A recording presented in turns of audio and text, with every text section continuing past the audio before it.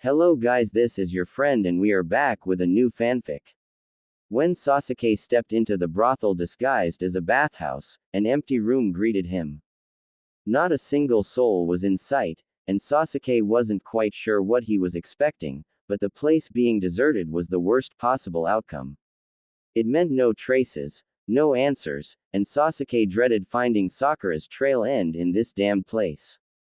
It also made his stomach knot at the thought that this might be what the room typically looked like on an average night considering the private and concealed activities that occurred in separate chambers. Despite the absolute darkness, Sasuke could make out giant undisturbed baths beyond the reception counter, the water still onyx glass as if the baths were only there to serve as a display, never to be used.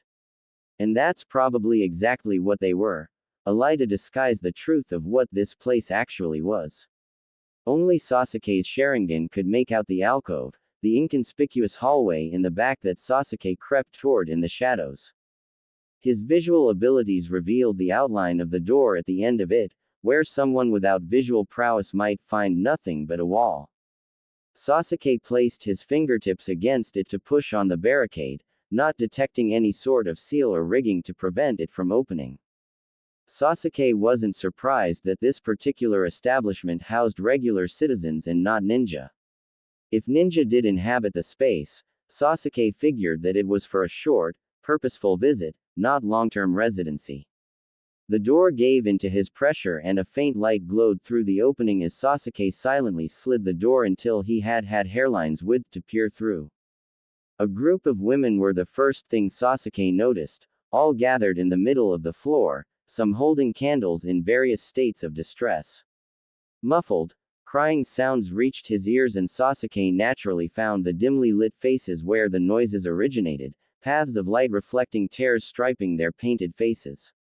There were also lavish-styled chairs scattered throughout the room, some tipped on their sides and others still erect in rows. A gruff male voice interrupted the women's soft, plea-filled weeping and Sasuke's uncovered Sharingan eye instantly narrowed as he located three supervising figures that towered over the distressed girls. They stood just outside of the candlelight between Sasuke and the group they were terrorizing, their shadows passing in front of the light source which made it very easy for Sasuke to trace their movements, even without his Sharingan. Their mistake, Sasuke thought to himself, as the words became more substantial. There must be something else that she said, hissed one man as he reached forward and fisted one of the older woman's robes, yanking her forward from the group. The other girls screamed, clutching at the dangling woman and halting her movement forward. One girl was kicked down by the man because she dared to stand before him in an attempt to wrestle the woman from him. "You're the mother, aren't you?" He spat viscously in her face. "How could you make such a mistake? You let the enemy in, and you will pay for it." "We already told the last group of men here," the woman gasped, tearing at the sleeve of the arm that held her in the air by her throat. "She's gone to the land of fire's border. That's all we know. Please let me go."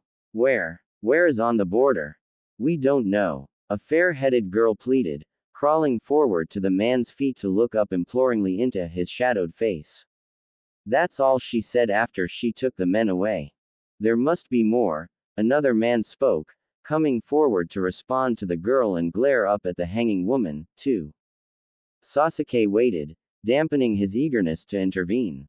A situation such as this one was not typically one to cause any sort of reaction from Sasuke, but as his conscience had come back to him over the years after the Fourth Shinobi World War, these types of intimidation tactics on people who didn't deserve it were the sort that pissed the Uchiha off in an unforgiving sort of way. But he couldn't be too rash, considering the information he, too, was receiving from the exchange. Unfortunately, Sasuke was still the sort of person who would let that woman dangle for an eternity if it meant that he would get the answers he needed about Sakura's actions and whereabouts. But at the same time, Sasuke was desperately hoping she knew nothing. The woman choked, face purpling. She was beyond being able to speak now, her body no longer receiving the oxygen to use words, so the girls huddled on the floor made implorations on her behalf. "Stop this. You're killing her. Give me more information and we will live. The man shouted down at them. Or stay silent and she dies. Another minute of silent crying had Sasuke's hand itching toward the door, not certain how much information there was left to learn. Their tactic worked as intended, however, and Sasuke stilled himself once more when a dark-haired girl shuffled forward on her knees, barely old enough to be considered a mature adult. With beseeching hand movements, she disclosed, "I'll tell you everything. Just let her go." "Talk first," snarled the offender, shaking the matron for good measure. "All I know is that she dyed her hair after arriving. She's in disguise," she confessed with a shaky voice. Finally receiving a scrap of intelligence, the man threw the matron toward the group of girls and there was more shrieking as she landed roughly among them, and their hands all scrabbled in unison to catch and break her fall.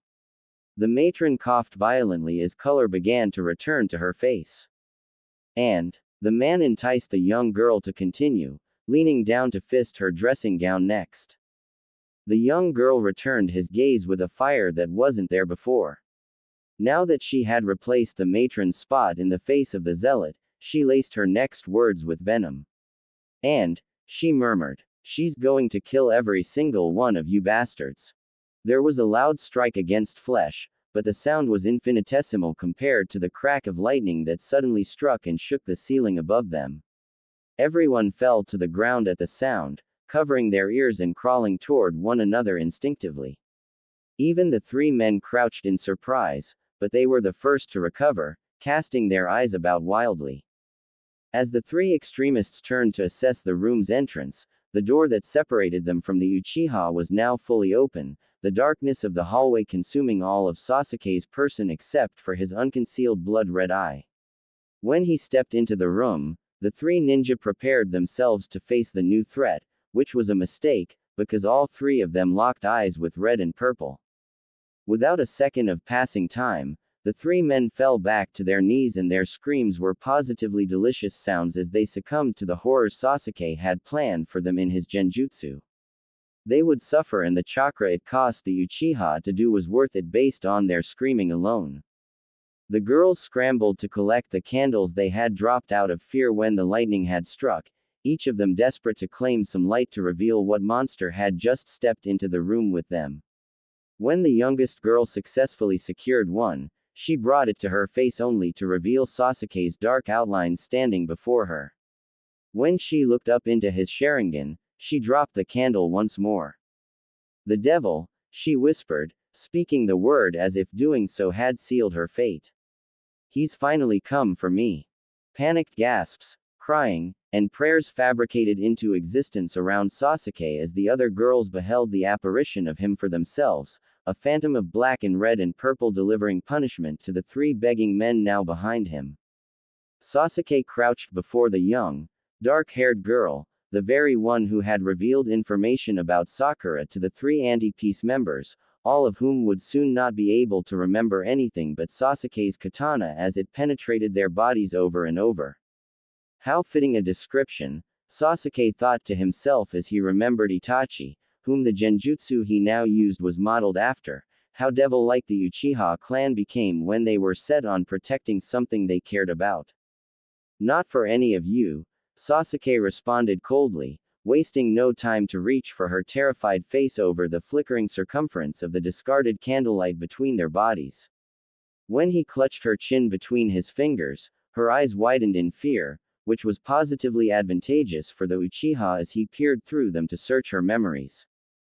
Sasuke moved through this girl's memories just like the phantom she imagined him to be, gliding through the very sins she committed tonight until he saw the scene he was looking for. Sakura's face coming into view as she entered into the dark room in which this girl and a man were coupled on a lounge, both still wet from the bath. They were wrapped in one another's arms, exchanging sweet whispers to each other in the dark. Sakura seemed surprised by this fact, as if she hadn't expected to find them nestling into one another there. Sasuke watched his teammate hesitate for just a moment until a needle sank into the man's flesh. The girl from whose eyes Sasuke watched his former teammate, gasped at the sudden attack. Entangling himself, the man swung in Sakura's direction. He had hissed. You're. He began before falling to the floor lifelessly, incapacitated by the drug that Sakura had injected him with. Sakura stared down at him for a moment, eyes flashing back toward the girl, before she reached down to flip over the man's body, so that he could breathe freely. Sasuke couldn't focus on anything other than the raven black of Sakura's tinted hair. A small part of his heart wanted to linger on the scene, imagine a child with Sakura's features and Sasuke's hair.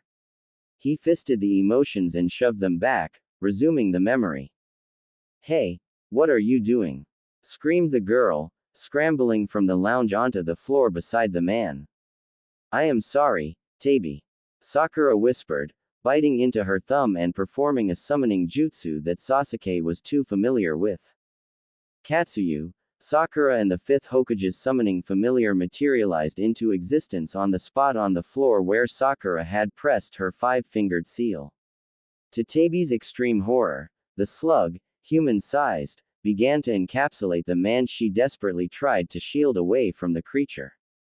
But her hands disappeared into the mucousy flesh of the gastropod, failing to gain any purchase. Who are you? Why are you doing this? She cried, backing speedily away when the creature began to absorb her hands as well. There's not much time to explain, Sakura replied, coming to bend down before the girl. Sakura knelt before the girl, revealing a small canvas bundle of small bottles, needles, and medicines.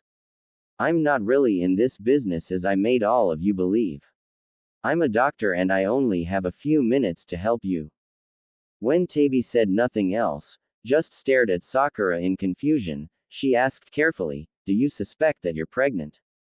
Tabi's mouth fell open at the revelation and her hands moved to her stomach at the mention of pregnancy. The tears that began to fall from her face was confirmation enough for the medic. She asked her next question. Do you want to keep it? What? Tabi asked, wondering how the woman before her could have suspected something Tabi only was beginning to experience the symptoms of. Do you want this baby? There are ways to. Yes, I want it. Tabi cried, hugging herself and flinching away from the unrolled canvas parcel of vials as she began to see the collection in a new light. The baby is mine and, she protested, turning back to the man who was now completely encased by the slug. What are you doing to him? Sakura's eyes flicked over to the man and only Sasuke was able to recognize the regret in them. He's one of the members of Zenshin, Sakura informed the distraught girl. It's my mission to eradicate the organization. Please, Tabi begged, grasping Sakura's arms with her hands, stilling them over the bag of medical supplies. You can't take him. He's different from the others. We love each other. Sasuke saw Sakura chew her lip in thought, re-rolling the canvas bag into a tight parcel. He instantly knew Sakura was thinking of him, his face flashing in her mind as she faced Tabi. The conflict there let Sasuke know exactly what she was thinking. Just as Sakura so desperately wanted her own happy ending, she also wanted Tabi to have hers. But her eyes hardened, and she removed her arms from Tabi's hands. In that very same instant, the slug dematerialized into nothing, taking the man with her to wherever the slug disappeared to. If Toka loves you, he will come back to you once I am finished with him, Sakura divulged, looking pointedly at her stomach. Does he know? Tabi shook her head, more tears streaming down her face. I was going to tell him once he left them. He was going to do it soon, run away with me. Sakura nodded and shoved the canvas bundle into Tabi's shaking hands. Give these to the other girls and have them follow the directions inside. I don't know how well you guys are taking care of yourselves here, but there are medicines in here. To prevent pregnancy, and to protect yourselves from diseases. As a medic, I can't leave here without doing at least this. Sasuke flinched at the scene before him, knowing that Sakura had carried that on her person, probably having prepared it in advance for this very mission in this damn brothel, intended for her own personal use. Sasuke had never been so close to wanting to vomit in his life. He wanted to reach through this memory and grab her arm and force her to explain all of this to him. Why would she take such risks for a mission, abuse herself in this way? Where are you going? Tabi beseeched, focused more on the fact that this parting gift meant Sakura's immediate intentions to depart along with the man she loved. The border of the land of fire, Sakura responded without hesitation as she met Tabi's gaze with hers. You can tell that to whoever comes asking questions, the woman who Tabi had believed was named Hei added. It's the truth and it's not a secret. Let them come. Sasuke closed his eyes at the intentional crumbs she had left for the enemy. She had probably told every girl who had asked this information the same response. It was obvious that she was luring whoever was left of the organization out of Tanagakure.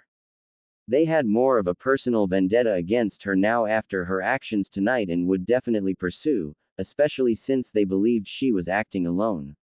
It would be perfect for them to eliminate their number one and get revenge in the same motion. The temptation to chase would be too great.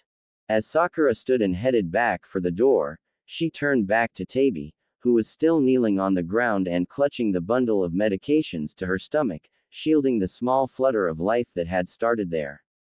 When Sakura's eyes met Tabi's, Sasuke suddenly felt as if Sakura were looking beyond them, into the memory itself until her eyes met Sasuke's within. In case you're watching this, I can handle this alone. I don't need your help. Sasuke felt Tabi's confusion as the girl failed to comprehend Sakura's last words. Sasuke, however, knew exactly who those words were for the Uchiha himself. So, she knew. Sakura knew that he was here in Tanagakure searching for her. She had predicted that he would track her to this place and perform this very jutsu. When Sakura closed the door behind her, leaving Tabi to sob uncontrollably to herself, Sasuke rewound the memory further, past the indecencies between the girl and the man called Toka, until he was watching the same man spin Sakura in front of a crowd of lust-hungry brutes. Sasuke froze the scene before him, eyes narrowing as he memorized each of their faces. One man came forward and grabbed Sakura, pulling her into his lap. His eyes were tightly bound, and the blind stranger leaned his mouth against Sakura's ear in the dimly lit room. To Sasuke's extreme dissatisfaction, Tabi had not heard, and therefore Sasuke could not decipher what the man had whispered in his teammate's ear. Sasuke was beyond disappointed to miss the very words that he would repeat to the man as the Uchiha eviscerated him. The memory of Sakura ended once more as Toka led Tabi away to their private room. Thoroughly enraged at what he had just witnessed, Sasuke cursed to himself as he released the young woman's chin. Tabi gasped when Sasuke retreated viciously from her mind, and she fell back on her wrists away from him. Sasuke's crimson gaze fell on every girl who clustered in the darkness, gaping openly at him in terror, and he couldn't help but picture Sakura in all of their faces. They, too, had been feasted upon by the eyes of despicable men, dragged into laps and so much more. In another life and in a different set of circumstances, who knows if Sakura might have ended up trying to earn her living doing such a thing, too. He pitied every woman who had no other options. Sasuke would not consider himself a sentimental or feeling person. In fact, he wanted nothing more than to turn on his heel and vanish from the room in the same manner in which he had appeared, letting his fire style impede the very building in which he stood.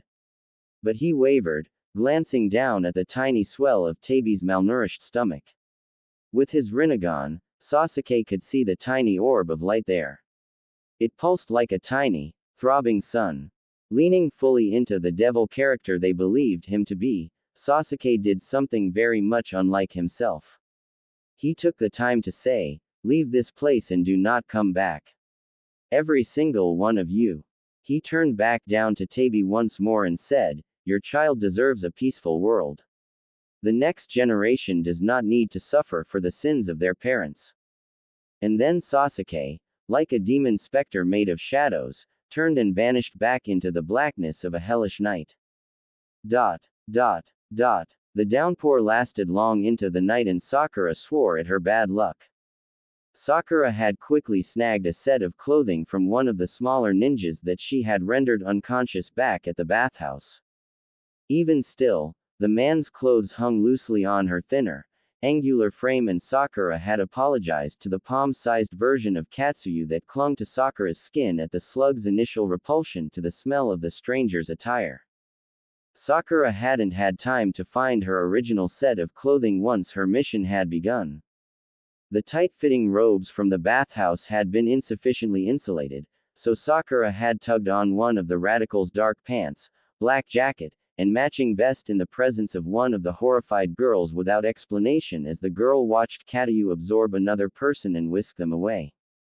Strategically, Sakura had even adorned her forehead with the 5-spiral headband tucked away in the man's vest just in case it was slightly advantageous to do so.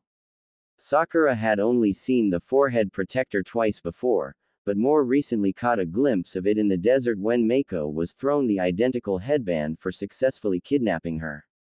With her shadow-colored hair tucked hurriedly under the jacket's stiff fabric hood, Sakura pulled the shirt's loose-fitting collar up and over her nose so that only her eyes and the headband were visible on her brow. She had hoped such a disguise would at least get her out of Tanagakure unnoticed in the night. Surprisingly enough, Tanagakure's peaceful reputation and open access to travelers made it relatively easy for Sakura to locate a small mountain path that exited the village undetected. The kunoichi also allowed herself a moment of pride, because not being stopped also meant that she had been quick enough with the execution of her plan. She had handled any immediate threats back at the brothel, making it out before any other Zenshin members could discover the cookie crumbs she had left behind for them to find. It was dark, and the rain was merciless as Sakura skirted the side of the mountain, taking refuge from the rain in the dense tree cover that blanketed the landscape. The tree limbs bowed beneath the weight of her hurdles as she bounded from branch to branch, arms thrown behind her as she mercilessly raced toward the border between the land of rivers and land of fire. Once she had guided her likely pursuers into the land of fire, Sakura would be able to handle the rest of them as she pleased, as recklessly as she pleased.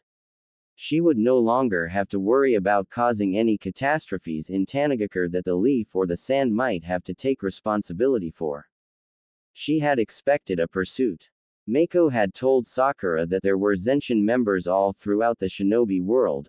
Eventually, they would come for her, too, but the remaining Zenshin members in Tanagakure would be absolutely desperate to prevent her from reaching the border.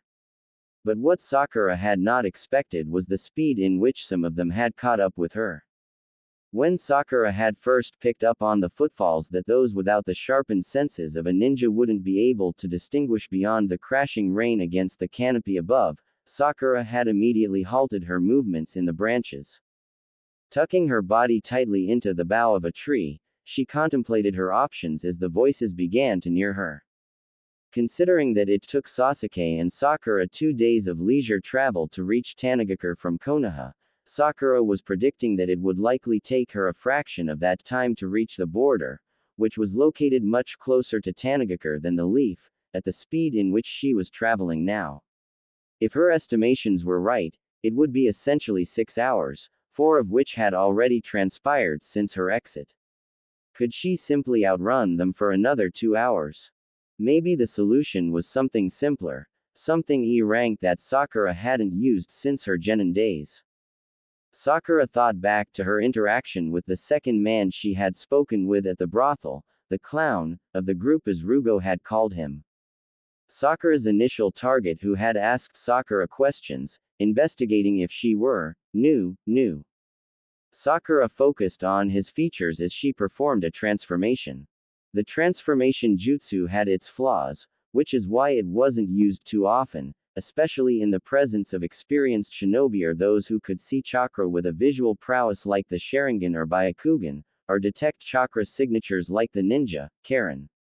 But a confrontation was going to be inevitable regardless of whether or not Sakura could fool them with a jutsu. She would just have to face them head-on sooner than she had wanted. If it were the latter, then the jutsu possibly failing was a moot point, so there was no harm in crossing her fingers and going for it. The jutsu wouldn't have to be flawless to be effective. She could hardly assess them, the rain a thick sheet between herself and the enemy. There were 3 of them, all cloaked and protected from the elements. The low number made Sakura suspect that this was one of many search parties, and their likelihood of finding her had less to do with their skill at tracking and more to do with the fact that at least one group was going to guess her direction of travel correctly and encounter her by chance. She waited until they were practically under her perch to make her choice.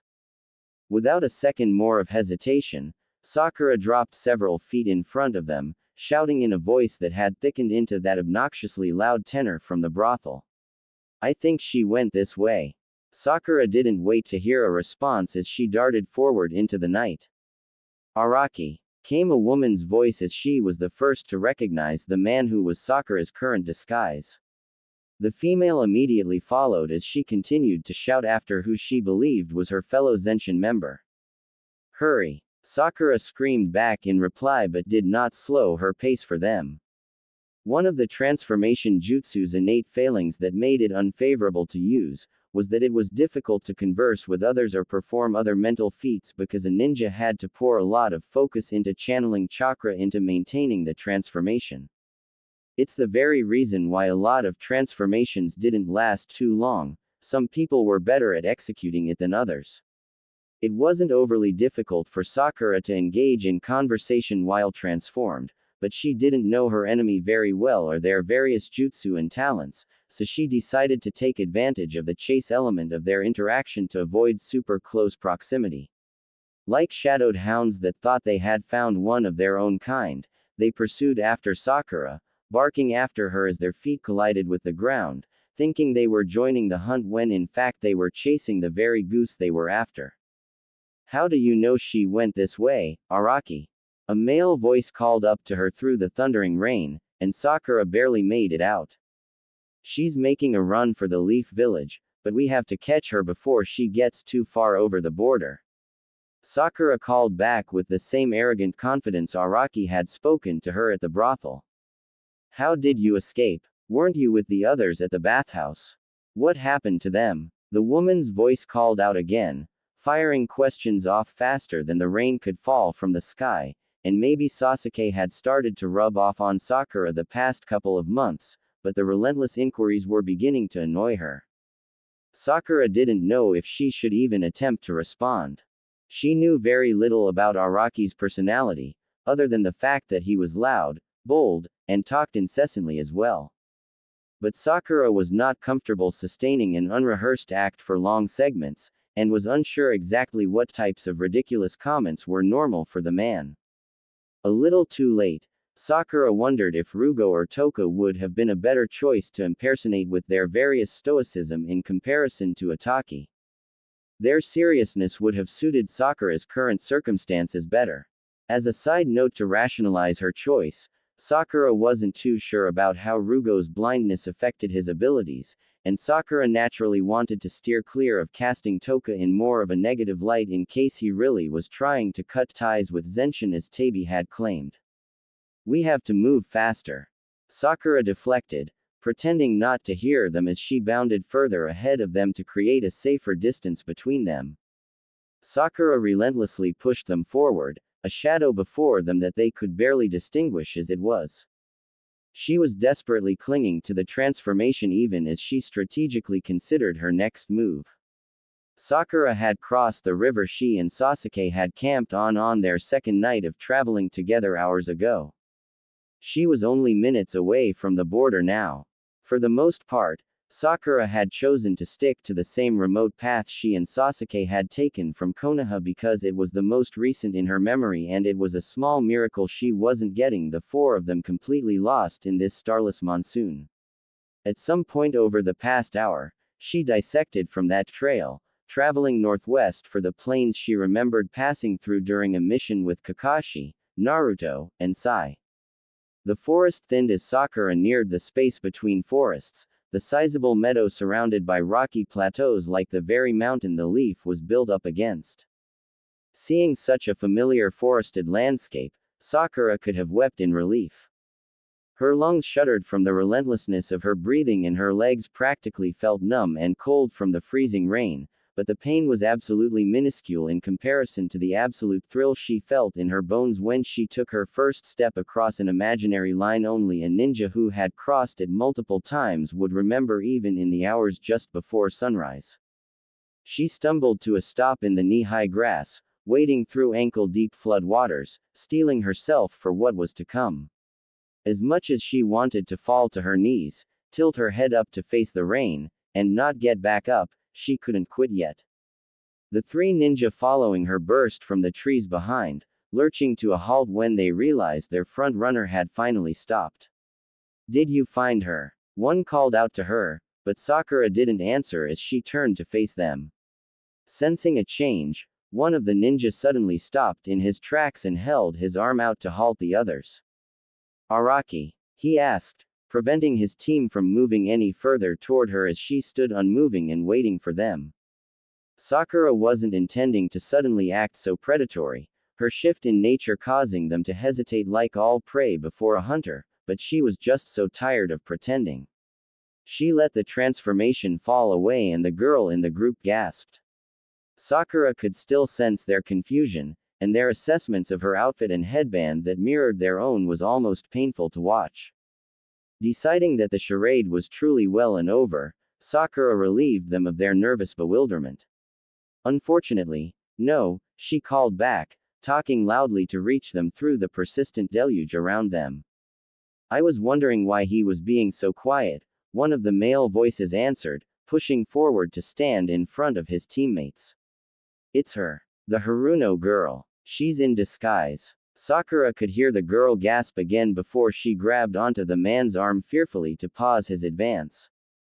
Sakura pressed against the inner pocket of her jacket, whispering, "Are you still with me, Lady Katasu?" "Yes, Sakura dear," the small slug replied, slithering out to greet her despite the rain. "I'm here if you need me. Hang on tight." Then came Sakura's instructions as she tucked her back away. "I'll be sending more your way soon." A laughter broke out near the tree line and Sakura saw one man shove forward, past his concerned and apprehensive teammates. Sakura could make out his flashy, red cloak for the first time now that he was closer in the downpour. "You've given us exactly what we wanted. Lead us far away where no one can help you, now. I am going to have so much fun beating you within an inch of your life." "What are you waiting for, then?" Sakura goaded, pleasantly surprised when the cloaked man rushed forward despite his teammates' beseeching counsel. The man charged at her, sloshing his way through the muddy field, and Sakura let him come, letting his momentum carry him face first into the punch she had waiting for him. He sailed backward, right into his other male companion and they skipped like scattered stone across the flooding pasture. Even in the dark, Sakura could see the mud that sprayed up around them, covering their once distinguishable features in total blackness. That felt so good. After days of secrecy, disguising her power and identity, the release of her physical abilities was positively glorious.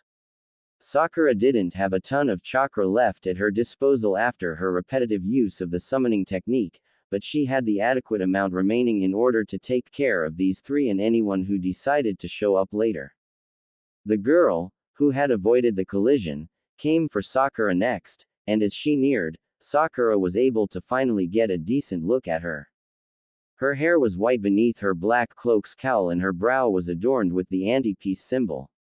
Sakura wanted to talk to her, ask her opinions and learn her story, investigating her personal vendetta against the peace they had all fought so hard for during the Fourth Shinobi War.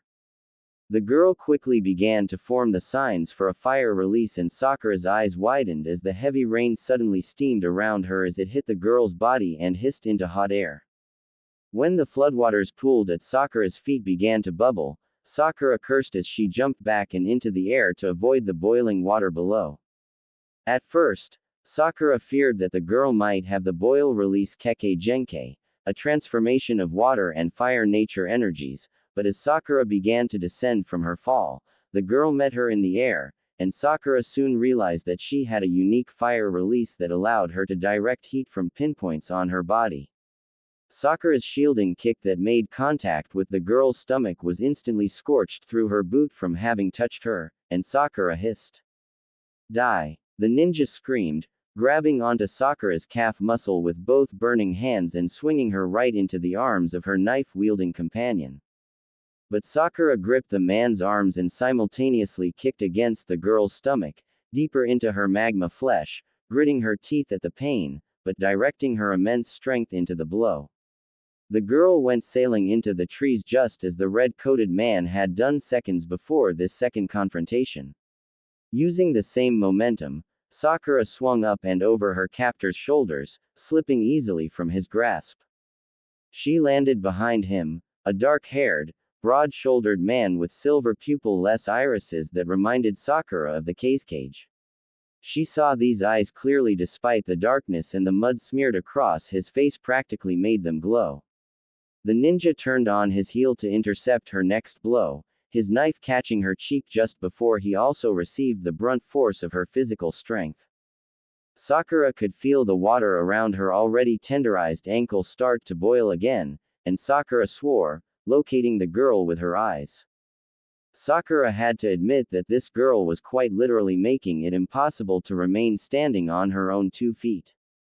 Even if Sakura summoned chakra to the soles of her feet to walk on the surface of the 5 inches of saturation, Sakura knew that the water would quickly melt through her stolen shoes completely, so Sakura came up with another solution. She wouldn't let this girl scold her from a distance. If this fire nature ninja wanted to land another injury on Sakura, she was going to have to get up close and personal, just as Sakura liked it. Sakura exhaled when her uninjured hand collided with the ground at her feet. Shanaru! She screamed as the entire landscape fractured beneath her, spider webbing across the plain until all the rainwater succumbed to gravity, falling down the sides of new projectiles of earth, and down into the fissures. Sakura perched on top of one of the new pillars like a bird of night, staring down at her 3 recovered enemies who stared up at her with a new appreciation. You bitch! The female spat up at Sakura, but Sakura ignored her. She fisted the anti-peace forehead protector on her brow and tossed it down to the 3 of them. She pulled back her hood and looked up into the sky as it fell on her face, the rain fingering her dyed tresses until streaks of black began to run down her chin along with the blood from her sliced cheek. Keeping it always on her person, Sakura reached into her vest and revealed her own shinobi headband, the red one bearing the Leaf Village symbol she had worn as a chunin. She tied it tightly against her forehead and across the back of her ink-dripping crown and thought how fitting it felt to bear her flag now that she was standing in Land of Fire territory. She saw her enemies shocked and exchanged expressions when green regenerative chakra began to glow around her knuckles, her cheek, and the various burns on her leg and ankle, healing the damage in seconds. You guys didn't do a lot of research on your target, did you? Sakura called down to them. She couldn't understand it, the surprise. If they were not originally from Tanagakure, who had been neutral, that would mean they had all fought together in the war. So how did they not know every detail about Sakura? Sakura began to collect various pieces of information in her brain and a realization formed. Most of the members of this organization that Sakura had encountered in Tanagakure so far had not been overly remarkable. Aside from the shade she went head-to-head with in the sands surrounding Suna, everyone seemed to know the bare minimum of Sakura's power. They knew of her, but not what she was capable of. In fact, they seemed content to hang back and relish in the fear created by their superiors, and Sakura suddenly realized why some of them might be interested in a world that created bitter and stronger generations to follow them. They were those ninjas who hung back during the war, who let others, the strong and fearless, do all the work because they could not. It's why they wanted to mimic conditions that would create strength in other ninjas for them to hide behind. Huh, Sakura thought privately to herself. She wondered who exactly was taking advantage of ninja like this to kill off others who stood in their way. Who exactly was the leader? We know enough to kill you, the silver-eyed one spoke, and his voice was raspy and menacing. Even his voice reminded her of the Cage, along with the Sand Wielder's path to redemption, and Sakura tried not to be distracted as she imagined this dark-haired ninja capable of a future where he could redirect his efforts into a righteous cause. This type of thinking, while keeping her intentions toward others good, would cloud her judgment now. We have to get information from her first and then deliver her to the boss, reminded the red-cloaked one, whom Sakura had all but forgotten was there after she sent him flying for his bold move to attack first. The other two swapped looks of apprehension to one another, as if they weren't sure they were going to be able to restrain and deliver blows to get her to talk, after all. And Sakura smiled because she, too, knew that wasn't going to happen. Sakura's finger bled once again when she bit back into it, and now that the rain had washed away most of her ivory face paint, the 100 healing seal spanned out across her forehead in black stripes. It was still activated since her very first summoning of Katsuyu, and Sakura could feel the steady drain of chakra from her body that it was costing her to maintain the states of all her captives where she had reverse summoned them back to Katsuyu's home in Shikatsu Forest. Since Sakura wasn't having to heal her horde of hostages, but rather, keep them all in an unconscious state, cryogenized in the chamber of Katsuyu's flesh, the chakra being loaned to her familiar was a trickle, but it was still depleting her already diminishing levels. "Are you alright, Sakura dear?" came Katsuyu's voice from the inside pocket of her vest, the slug sensing her labored breathing and strain on the chakra connection between them. Sakura nodded, whispering, "Yes. I have a few more summons in me. If more enemies appear here, I might not be able to hold onto the jutsu. The connection will be severed between us. What happens then?" Katsuyu's answer came back as a whisper in the relentless pattering of rain against Sakura's flesh. "It will take them all some time to come out of comatose. When they do, they will have nowhere to go. The Shikatsu Forest is an endless maze of jungle. They'll be in the same spot when you come for them." "Excellent," Sakura responded, reaching into her waistband, and withdrawing 3 vials of sedative. Privately and expertly, Sakura filled 3 needles with the drug and placed each between her teeth until 3 needles protruded from her mouth like the fangs of a demon. Next, Sakura palmed her bloody hand into the top of the jagged steeple of earth on which she still stood and cried, summoning jutsu. As clearly as she could manage with a mouthful of liquid sleep. The 3 human-sized divisions of Katsuyu's body slithered down the sides of the post and came to a stop when Sakura's own feet touched level ground once more, the water no longer coagulating around her ankles. "Here she comes," shouted the girl, and Sakura smirked as she sprinted straight towards them through the rain, engaging each one in a pirouette of hand-to-hand combat. Just as Sakura had once fought Sasori's countless puppets on the end of Lady Chiyo's chakra threads, Sakura took control of her own strings now and navigated smoothly between her enemy's strikes like a leaf darting in the wind. Deflect, block, strike, defend, parry, punch. The actions were faster than Sakura could even think of which move to execute next, and she let her muscles act on memory alone. She could feel the heat of the white-haired girl's skin every time one of her open-palmed strikes grazed Sakura's body. She was aiming for the most incapacitating of areas like the eyes, her hands, legs, or any other placement that might cripple Sakura temporarily. But every time the ninja got close to landing a hit on her, the sound of sizzling rain would alert Sakura's sharp ears to her nearness and Sakura would dodge just in time. Sakura focused on the mud-covered, silver-eyed enemy before her, turning to the side to dodge his kunai stab to her stomach. She fisted his own weapon hand with her own and used his own piercing thrust to direct it into the stomach of the red-cloaked shinobi who had come up behind her and fisted her inky, wet hair. She heard his cry at the same moment that the grip on her hair slackened. When the white-haired kunoichi recovered and came at her again, Sakura was ready. Grabbing the silver-haired ninja by the leg as he fell, Sakura swung him like her own weapon, right into the burning arms of his companion. The two of them collapsed into a tangle together, and Sakura's knee was in the man's back as she sank his body deeper into the lava skin of the fire-wielding ninja until he began to scream. Sakura used his screams to motivate the white-haired ninja. She would eventually stop her fire nature jutsu. Sakura couldn't risk incinerating the needle, so she waited patiently, yanking out the syringe of her mouth in the meantime. She saw the girl's eyes widen at the damage she was inflicting upon her partner, and the melting instantly stopped. Sakura plunged the needle into her neck, followed by a dose for the silver-eyed ninja. They both fell unconscious against one another, and 2 of 3 Caduceus had already crawled to meet them. When Sakura pulled the last syringe from her mouth and turned to face the red-cloaked man who had been stabbed, she was surprised to find him already standing before her in the darkness. He knocked the syringe out of her hand and seized Sakura's throat, slamming her against one of the pillars of earth at Sakura's back. The very blade that had lacerated his stomach was now pointing into her navel, still bloody and dripping from his own injury. Sakura's next move was going to be to knee him directly where his wound bloomed the same shade as his cloak in order to create a safe space between them again. Even if he managed to cut her open, Sakura would use her meiotic regeneration jutsu to heal herself before the blood loss rendered her unconscious. However, his next words made her reevaluate her actions at the last moment.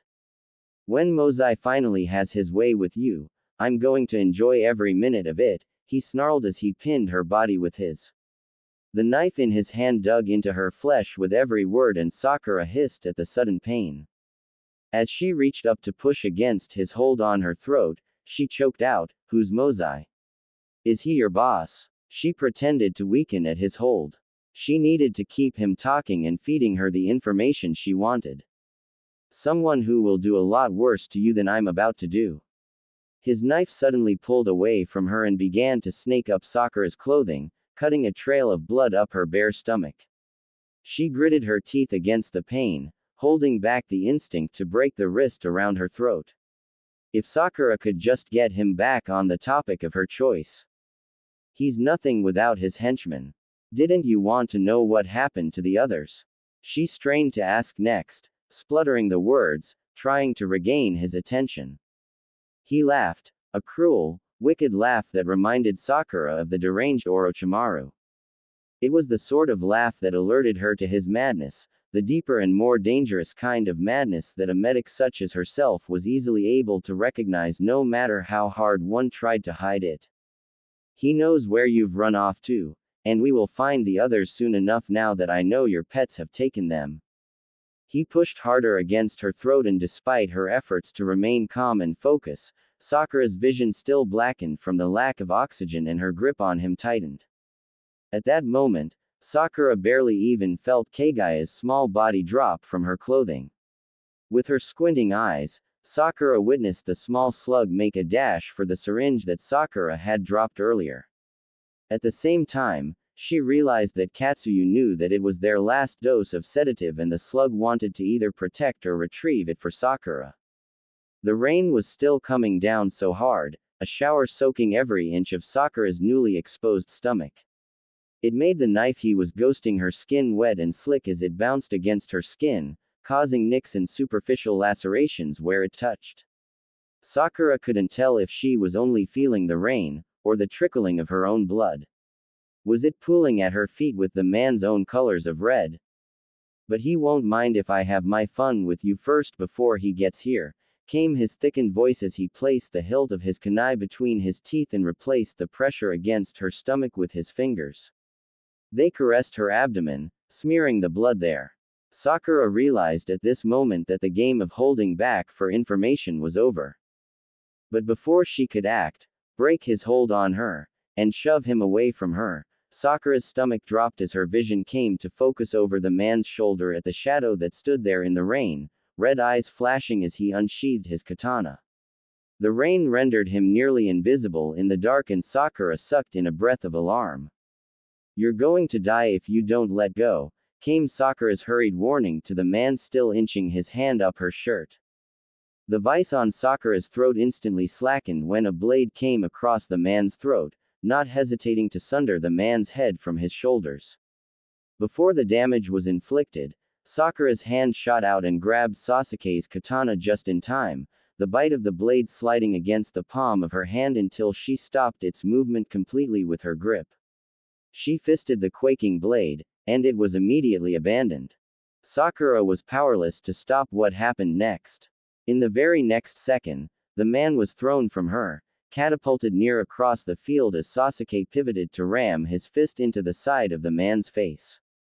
Sasuke, too, disappeared as he teleported, switching positions with the bloody kunai the man had possessed. Before the kunai stuck true in the grass at Sakura's feet, the Uchiha was on top of his victim in a millisecond, and Sakura could hear the man's screams as she ran toward them in the rain, still clutching Sasuke's katana in a bloody grip. Sasuke, don't, she screamed, desperate to reach him in time.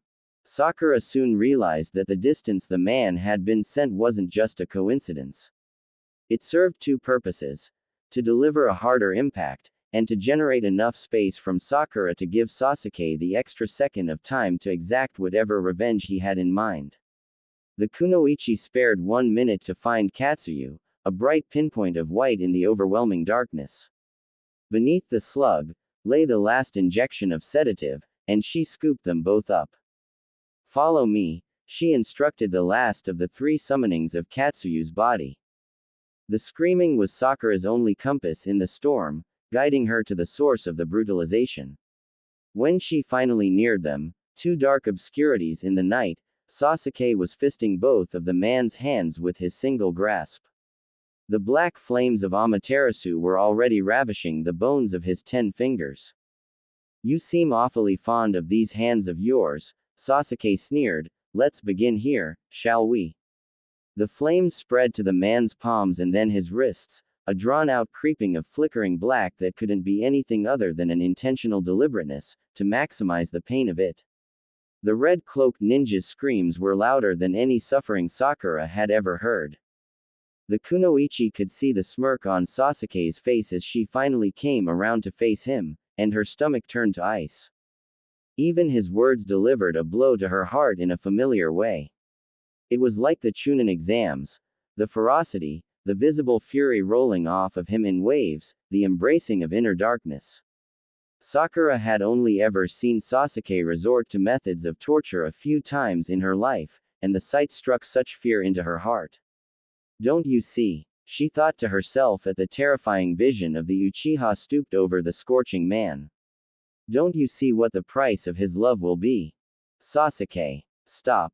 You can't kill him, she shouted over the rain and guttural begging, grabbing onto the Uchiha's clothing, fisting the wet fabric in her fingers. He didn't budge, just let the fire spread as he watched and drank the pinned man's screams, as if hearing them would quench a deeply buried thirst.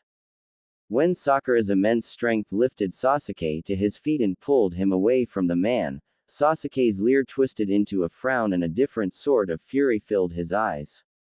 As if Sasuke sensed her impending interference and decided to finish the job before she could convince him to stop, the fire erupted over the man's chest with a quickening ferocity.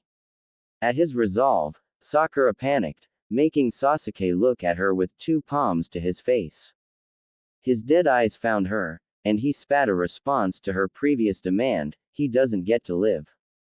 The ear-splitting screams intensified, and Sakura physically shook Sasuke, but he just glared down at her as the flames resumed their feast upon the man's vaporizing flesh. You're not going to do this. You can't kill someone because of me. I won't let you go back to that. The words broke Sasuke's carefully controlled anger. I have spared hundreds today in your name. If it weren't for you, they would all be dead.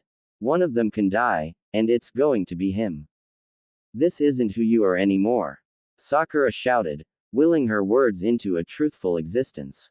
She would hold on to him, the Sasuke she loved. Sasuke who could see reason, act on ninja principles, and not let his emotions override his judgment. Not anymore. As a last attempt, she added. You can be merciful. You don't have to kill unless it's absolutely necessary. Sasuke scoffed, choosing not to hide his smoldering ire as he broke eye contact with Sakura in order to survey the damage being done to the man who had attacked her. It's necessary. When he didn't say anything else, Sakura demanded, spare one more. This is my mission and I need him to live. After a moment of deliberation, Sasuke snarled, like an animal being forced to give up its kill, and turned his back to her. With the dying of the Amaterasu, the screams turned into painful whimpers as the man spasmed on the ground. Sakura knelt beside the man, who now looked at her with desperation in his eyes. A begging for mercy that hadn't been there earlier, now glistened with tears. "Remember that I spared your life," Sakura told him, penetrating the vein in his collar with the needle of the syringe. "Maybe one day, a future version of you will deserve it."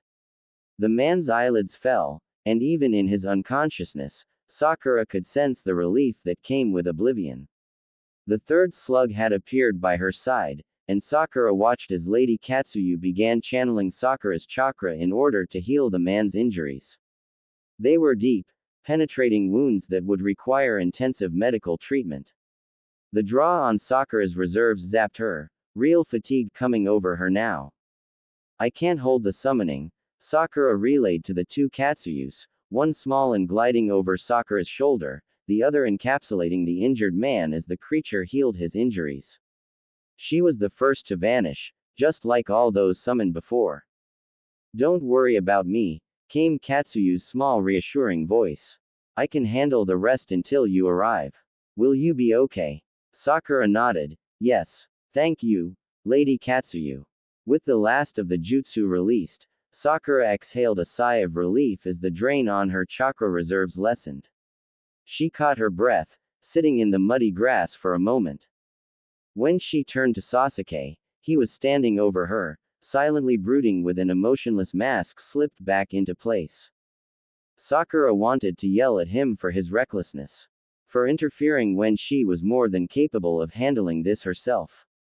"You have potentially jeopardized my mission," she informed him bitterly, rising to stand toe-to-toe with him. He didn't respond, unmoving as he received her rebuke.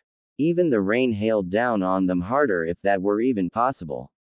And then the Uchiha was moving, taking her bloody palm, the hand that had come between Sasuke's killing blow and his victim, between his fingers. She fisted it rebelliously, stiffening her arm, not quite ready to let her anger go. And so he grabbed her wrist instead, pulling her with him toward the circumference of trees closest to them. "I can't leave," she protested, digging her heels more firmly into the ground. She became immovable. "More of them could be on their way. I need to intercept them." Sakura didn't know how many more there would be, or what she was going to do to incapacitate them now that she was no longer able to summon Katsuyu. She would have to dig deep, fight until she couldn't stand, pummeling them until she knocked them unconscious. Still not looking at anything but the wrist in which he gripped as if Sakura could be ripped away at any second, Sasuke confessed. "Every person who was headed in this direction in pursuit of you tonight was handled. I shoved each of them into another dimension." Sakura's eyebrows rose as she stared at him speechlessly. For the first time since she observed him, Sakura noticed his heavy breathing. His Rinnegan eye was closed and the Sharingan deactivated, and Sakura recognized the tell of his exhaustion. He had overexerted himself, definitely a sign that he really had transported an unknown number of men through his Rinnegan's portal tonight. "At least for now, let's get out of this rain," he told her. "There's a place not far from here." Sakura pulled her hand free from his grasp and Sasuke didn't move to take it again, accepting and mirroring her own frustration. After a moment, he turned, and Sakura followed the coiled back of the Uchiha into the shelter of the trees, allowing him to lead her from the battlefield. The location that Sasuke sought was something he had stumbled upon once on his mission between villages, concealed by pools of shallow water at the base. Now, in the darkness, the cave was near impossible for anyone to locate. Once inside the dense cover of forest, Sasuke had led them directly toward one of the many tree-covered mountains, the one with the fracture in the side that hid behind dense foliage. The falling rain had created flood waters and the shallow brook that Sasuke remembered was now rapidly flowing into the mouth of the cave, disappearing completely, and only Sasuke knew where it came out on the other side. The darkness around them had faded infinitesimally, just enough that Sasuke realized night would soon give way to the faded in-between of dusk and dawn. But Sasuke was determined to have both he and his teammates safely tucked away into the mountain's embrace before any sort of light could reveal them to any potential followers.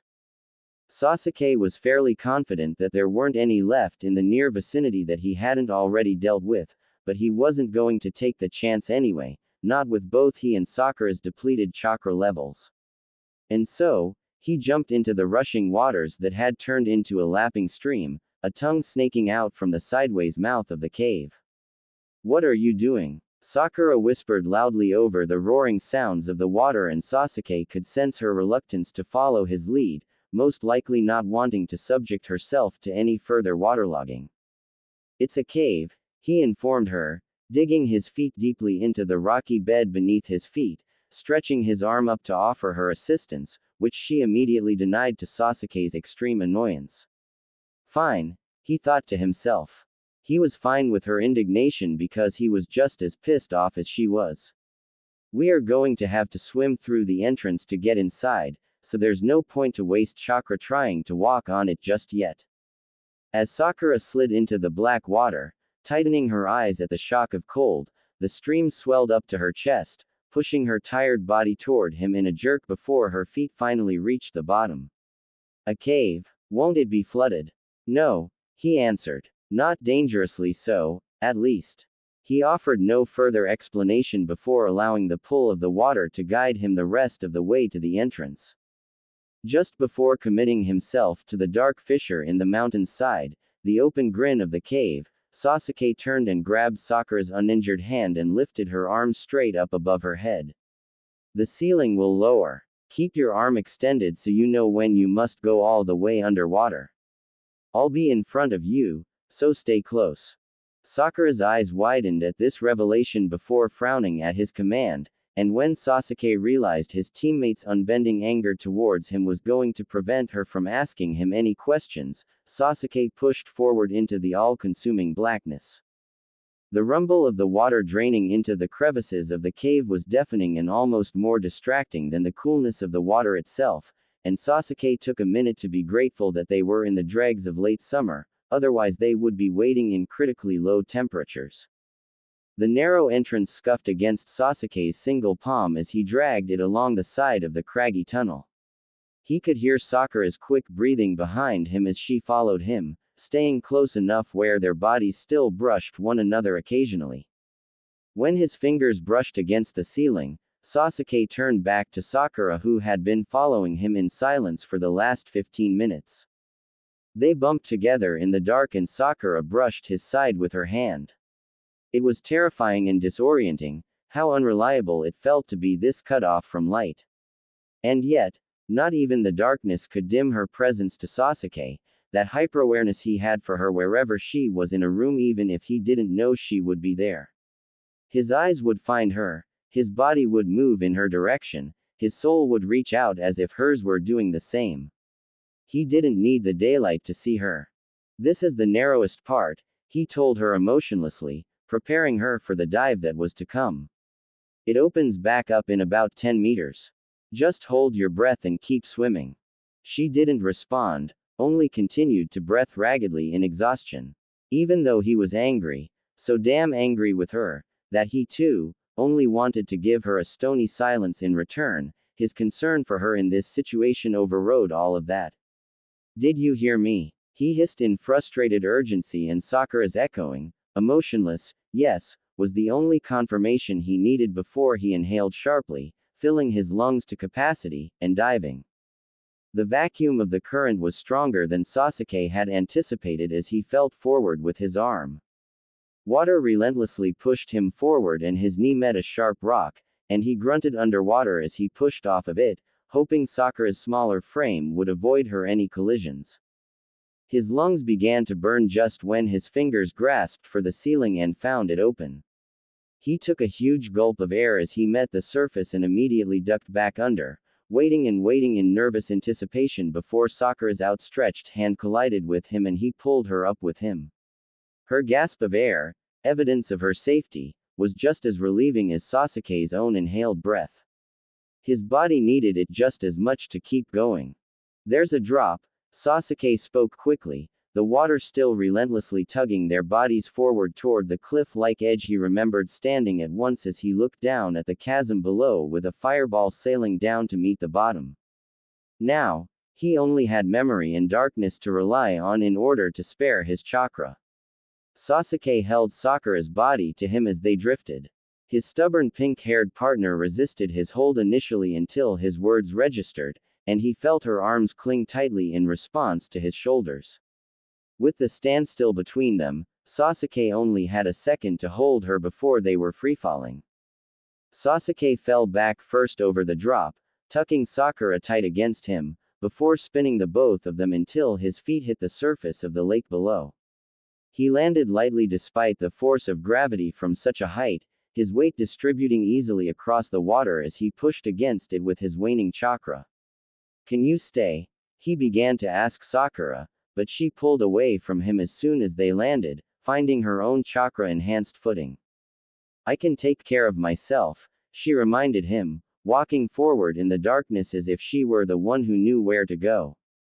Her words carried the weight of their impending argument, the temporary peace between them coming to a swift and immediate end. "I know you can," Sasuke hissed as he pursued her footsteps in the dark. "You can stop trying to prove it to me, now." She spun to him and Sasuke felt her body accidentally crash with his and repel from him all within a millisecond, like two colliding ninja in battle. "Then why did you follow me? You didn't think I could handle this on my own?" Sasuke ground his teeth, because that just wasn't it. It wasn't that he doubted her abilities. She had proven herself more than capable, multiple times, in fact, in the last 2 months.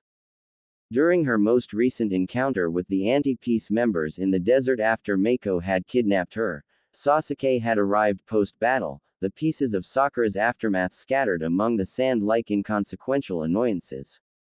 And tonight, when Sasuke had finally reached her after deposing an obscure number of pursuers, he had stood on the edge of the clearing, watching her engage in hand-to-hand combat, the black dye of her hair running down her skin like the war paint of the Anbu Black Ops. Seeing her in combat, Sasuke had held himself back with all the willpower belonging to his being contrary to his instincts to act. He hadn't wanted to intervene, hadn't wanted to interrupt Sakura's process because he knew she could easily handle the 3 ninja who fought with her. He had every intention to watch and let her handle them her way. That was until that last bastard trailed a blade up her stomach and used his own fingers to trace swirls into her skin with the red of her own blood. Not even the most controlled of men would have sat by and watched such an offense against their loved one, watch their woman be violated in any way, and Sasuke, he was not a controlled man. He was the opposite of that. He was an Uchiha who loved. "Your silence speaks what you won't say to my face," Sakura whispered, disappointment replacing her ire in a moment of transparency. Sasuke brushed past her, fisting her arm in the dark and guiding her over to the precipice of land that jutted out of the lake like a domed table. When Sakura's feet met the rock-strewn beach, she stumbled in the dark and Sasuke held her more firmly as he, too, struggled to find even footing. Jumping to the top of the table-like plateau, Sasuke reached down and grabbed Sakura's hand to pull her up behind him, but her hand was slick with the blood of her injury, and she threw her other hand up to grab his wrist to accommodate. Exhausted, the both of them fell back on their backsides and scooted away from the edge. Feeling the stickiness of blood against his palm, Sasuke frowned. "Why aren't you healing yourself?" he asked irritably, his carefully concealed anger similarly bleeding out in his tone. Sakura's own annoyance was evident in her response, an edged stillness that might have cut Sasuke as deep as any wound might had she meant to do damage with her words. "I have to reserve my chakra. I'm channeling to Katsuyu." Sasuke almost told her how annoying she was when she neglected herself, but he refrained, knowing that it would open the floodgate between them. Instead, Sasuke found himself reaching until he found her injured hand.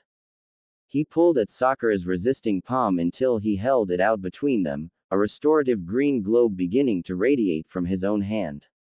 They both squinted at the sudden flare of light, a speck in the immense blackness around them, and their dilated pupils suddenly constricted at the emerald glow.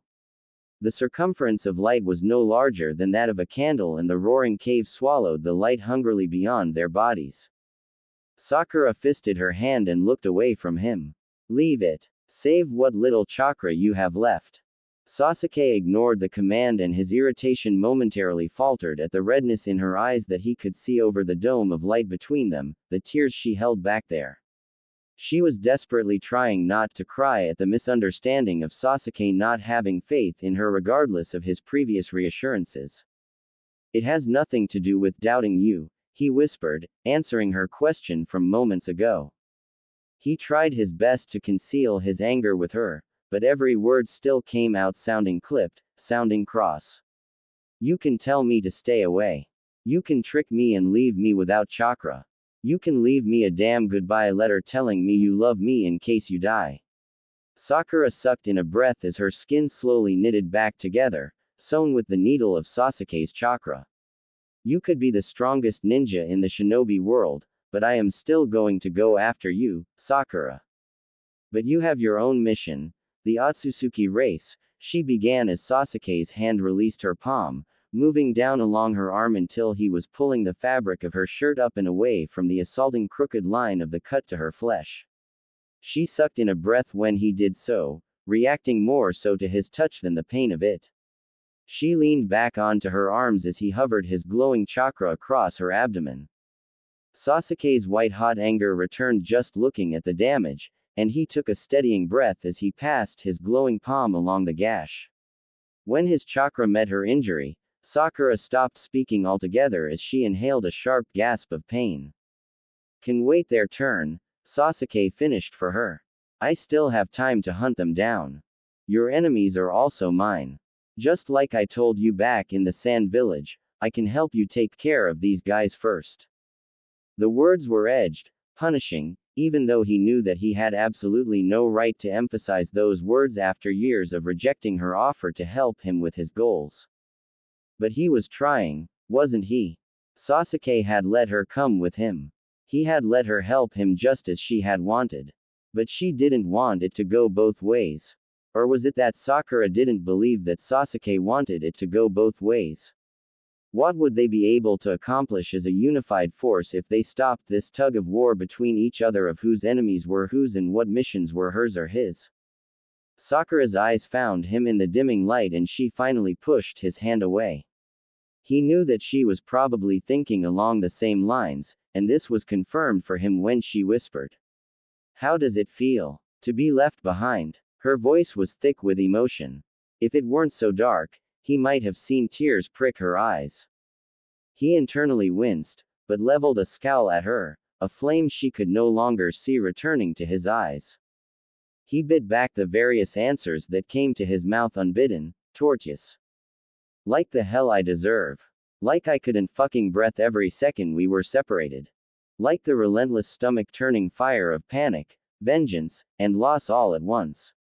Either because those words would make Sakura's own past feelings painfully corporeal, because none of them were the apology she deserved, or simply because he was a stubborn, prideful Uchiha who couldn't admit that she had such power over him, he refrained from voicing them. Sasuke stopped those words on his tongue and bit back the confession.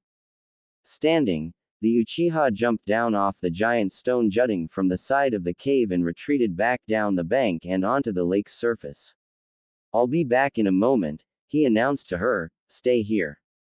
She exhaled silently to the air around her, but Sasuke heard it regardless, no amount of riotous rushing of the waterfall behind them flooding out the sadness in her sigh. He should have told her his truth. He shouldn't have held it back regardless of the reasons. As Sakura waited for Sasuke on the bank, her eyes began to make out just the tiniest pinpricks of light coming somewhere very high above her. Her first thought was that it must be the night sky she was seeing, and as the time passed, it bled into a larger crack across the ceiling, beams of morning light reaching fingers down into the serrated ridge of the clamshell's mouth, but not able to reach Sakura where she sat looking up at it. She was the pearl at the bottom of the shell that the sun just couldn't reach no matter how desperately it clawed for her. Even though she couldn't make out any of the details around her, Sakura was able to follow the jagged edge of the mountain's opening for what she believed to be about a half-mile sideways before it disappeared into a rocky enclosure. She estimated that the distance between the two halves of the opening were just enough that a very small person might be able to scale down between the walls to find this place. But even if someone had managed to squeeze themselves through the ceiling, Sakura could now see that they would be dangling about 35 or more meters before they reached the surface below.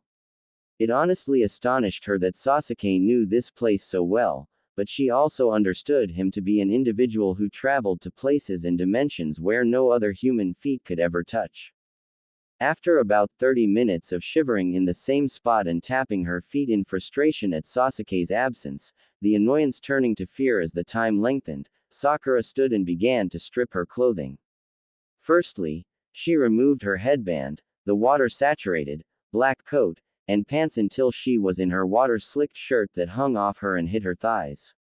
Even if the cave was roughly about 70 degrees inside, her drenched clothing was lowering her temperature quickly. As if sensing her predicament, the universe aligned so that Sasuke arrived at that specific moment, shuffling the rocks behind her announcing his arrival. She immediately sought to cover herself before she realized that he wouldn't be able to see her anyway in this endless depth. "Where did you go?" she asked incredulously, continuing to wring and shake out her ditched garments in the piece of blackness. "Firewood," he announced emotionlessly seconds before he directed a trivial fire release of flame at his newly assembled pile. Before Sakura could even ask where on earth he managed to find wood down here, light and heat branded the air around them and Sakura gasped at the suddenness of it. The fireball instantly caught the tiny pyre aflame despite how wet the wood must have been, creating a circumference of contrasting brightness in the black. "What the hell are you doing?" Sasuke seethed after catching sight of her and immediately turned his back on her state of undress. Sakura blushed privately to herself as she turned her back to him. "You can still get hypothermia in the summer," she defended as she glanced back over her shoulder at his own drenched body. "I suggest you do the same." That was the last thing she said before dropping the oversized shirt at her feet. After arranging the clothes to dry out on the ground next to the flames, Sakura settled before the fire, hiding her body behind her knees as she crouched. She watched as Sasuke's entire posture grew rigid at her nearness, his spine replacing itself with a rod of steel, and even with his back to her, Sakura recognized the curved shoulder and bowed head mannerisms that revealed he was pinching the bridge of his nose. Sighing, the Uchiha yanked a scroll from his jacket and knelt on one knee as he activated the summoning seals along the parchment, revealing two sets of clothing that materialized instead of the weapons she was expecting. The clothing was thrown forcefully in her direction, and they hit her body in a way that his words weren't needed to communicate the command. She was wet and cold and didn't hesitate. She pulled one of Sasuke's gray long-sleeve shirts over her shivering frame, never so grateful for a piece of fabric in her life. Trying not to get even the slightest bit elated over the fact that she was wearing one of his shirts like the teenage version of herself might, Sakura stripped herself of her still wet undergarments before yanking on a loose-fitting pair of his clean black pants. She watched as Sasuke released a defeated sigh from the other side of the fire and began to pull his own clothes off, replacing them with his own set of dry clothes. Sakura did her best not to delight in the show, turning her beet-red face away to give him some privacy. She mentally berated herself for her perversity. She wasn't Naruto, Kakashi, or even worse, Jiraiya, was she? She cleared her throat. "Where did you manage to get firewood?" she asked, desperate to fill the awkwardness. He sighed as he shuffled on his own pair of pants. "There's a back entrance. Even more discreet than the way we came in. Won't the smoke give us away if it's daylight?" "No. The fire is small and it's a long way to the top. The ceiling opens up which will prevent the cavern from filling with smoke, but it's a long way to the top. It will disperse before it exits." "How did you find this place?" "I've looked in every corner of the Land of Fire for any trace of Kagaya or her white Zetsu army. It was the very first thing I did."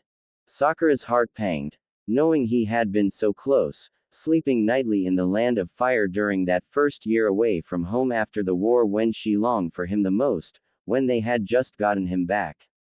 When Sasuke turned and walked over to lay out his clothes next to hers, Sakura felt the shift in his mood again. It was remarkable how her body knew him without even an exchange of words or a shared look between each other. Sakura could read every line of him, sometimes written in cursive roundness and sometimes written in sharp jagged, hidden scripts. She had always known every motion that made up Sasuke, even when they were younger. She had known when Sasuke wasn't faring well after Orochimaru's curse mark. Sakura had known when he was in pain, when he was changing and no one else could tell. She had even known him well enough to intercept him as he left Konoha after he had decided on his path of revenge. But more recently, Sakura didn't realize until now that she had spent the last several months learning and coaxing out new, infrequently used symbols she had never seen until now. Sakura guessed that Sasuke was currently struggling to sort out emotions he wasn't used to feeling, and after what had happened a mere few hours ago, she didn't know if that was all entirely a good thing. Sakura's eyes flicked over to where he stretched out his black cloak with jerky, angry movements, snapping it loudly after wringing the literal life from it. His jaw was tight and Sakura crossed her arms as she scowled, trying to decipher what had him so vexed. Wasn't she supposed to be the angry one? Hadn't he interfered in her plans? Did Kakashi know? Came Sasuke's question after he decided to join her by sitting across from her, the small fire offering no protective emotional barrier between them. Sakura frowned more from Sasuke's question than she did the diminishing fire as it burned, his anger feeling suddenly hotter than any fire ever could. She leveled him with her own scowl, feeling defensive at the abrupt question, not quite sure what he was inquiring about. What are you asking? He averted his eyes for a moment, before locking them firmly with her own, deciding he didn't want to miss a fraction of her reaction to his clarifying question. Did Kakashi know you would be using your body in a brothel for your covert mission? Sakura's mouth fell open. That's what this is about. He thought she had gone through with it, being completely committed to her undercover persona as a prostitute in order to gain information. Sakura could certainly see how he, or anyone else for that matter, might connect the dots and make that assumption, but the forthrightness of his interrogation shocked her. She was always so accustomed to his silent brooding. Sasuke, she began, and she leaned forward, trying to immediately assuage his concerns, but he wasn't going to give her the opportunity. He must have thought she was deflecting, changing the course with an explanation, because his next words cut her off. Did he? He bit out, breathing the words out lowly and urgently. Answer my question. Feeling rushed for an answer, she admitted quickly. Of course he knew, some of it. He's the Hokage. I told him what I was planning. Sasuke's face turned white, and he closed his eyes as he inhaled deeply. I'm going to kill him.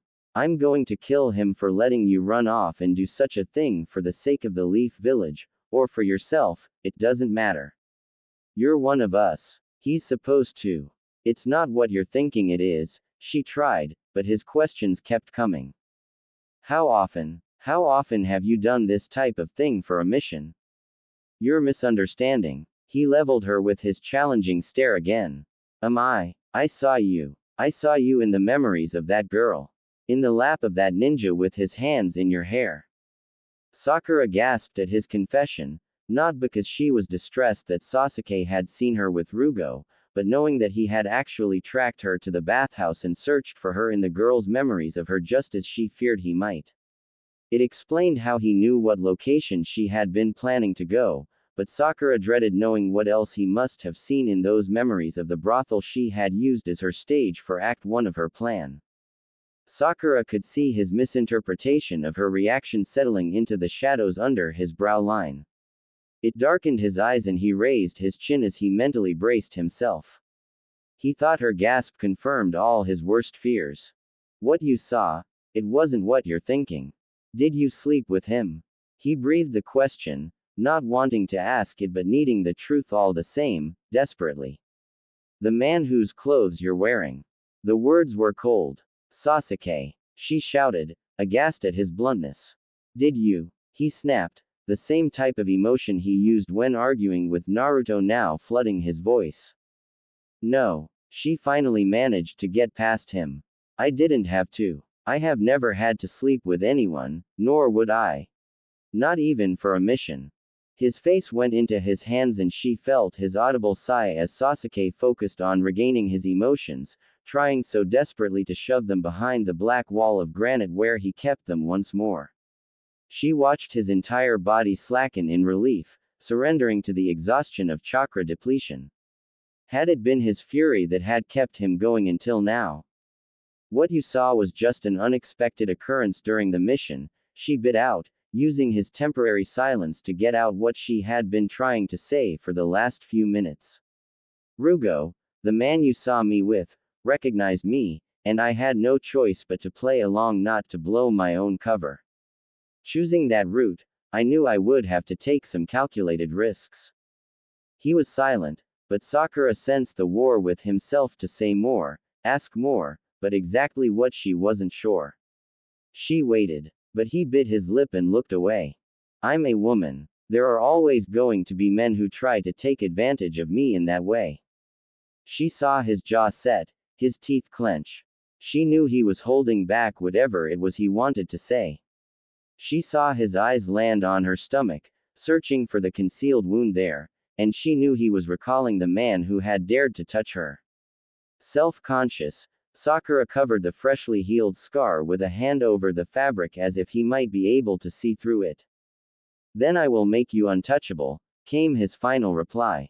Sakura's skin prickled at the acerbic promise. I am already untouchable. I have made myself untouchable.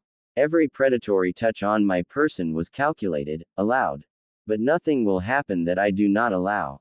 Sasuke scoffed, but it was the type of scoff that admitted he could not win the argument. The type of scoff that eased the tension between them. Sakura stood and stepped around the fire, coming to kneel before him, his glare doing nothing to hold her back. You're going to have to trust me. Trust my abilities and trust my decisions, she said to the Uchiha as she turned to sit down beside him, using her proximity to soften the harshness further. I can handle myself. He sighed in irritation, leaning his head back against a low, darkness-concealed boulder that Sakura hadn't realized he was perched against until she had come to join him. Again, Sakura was reading him, and could tell that his anger with her was being pushed back and categorized in his brain to handle on his own. Annoying, he exhaled, and Sakura recognized it as the full stop he used to end a conversation, to end the argument and concede to her points. My turn, she announced after a moment of de-escalating silence, and Sasuke's eyes narrowed suspiciously as he rolled his head to the right to look at her.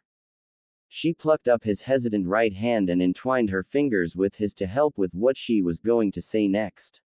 He didn't pull away.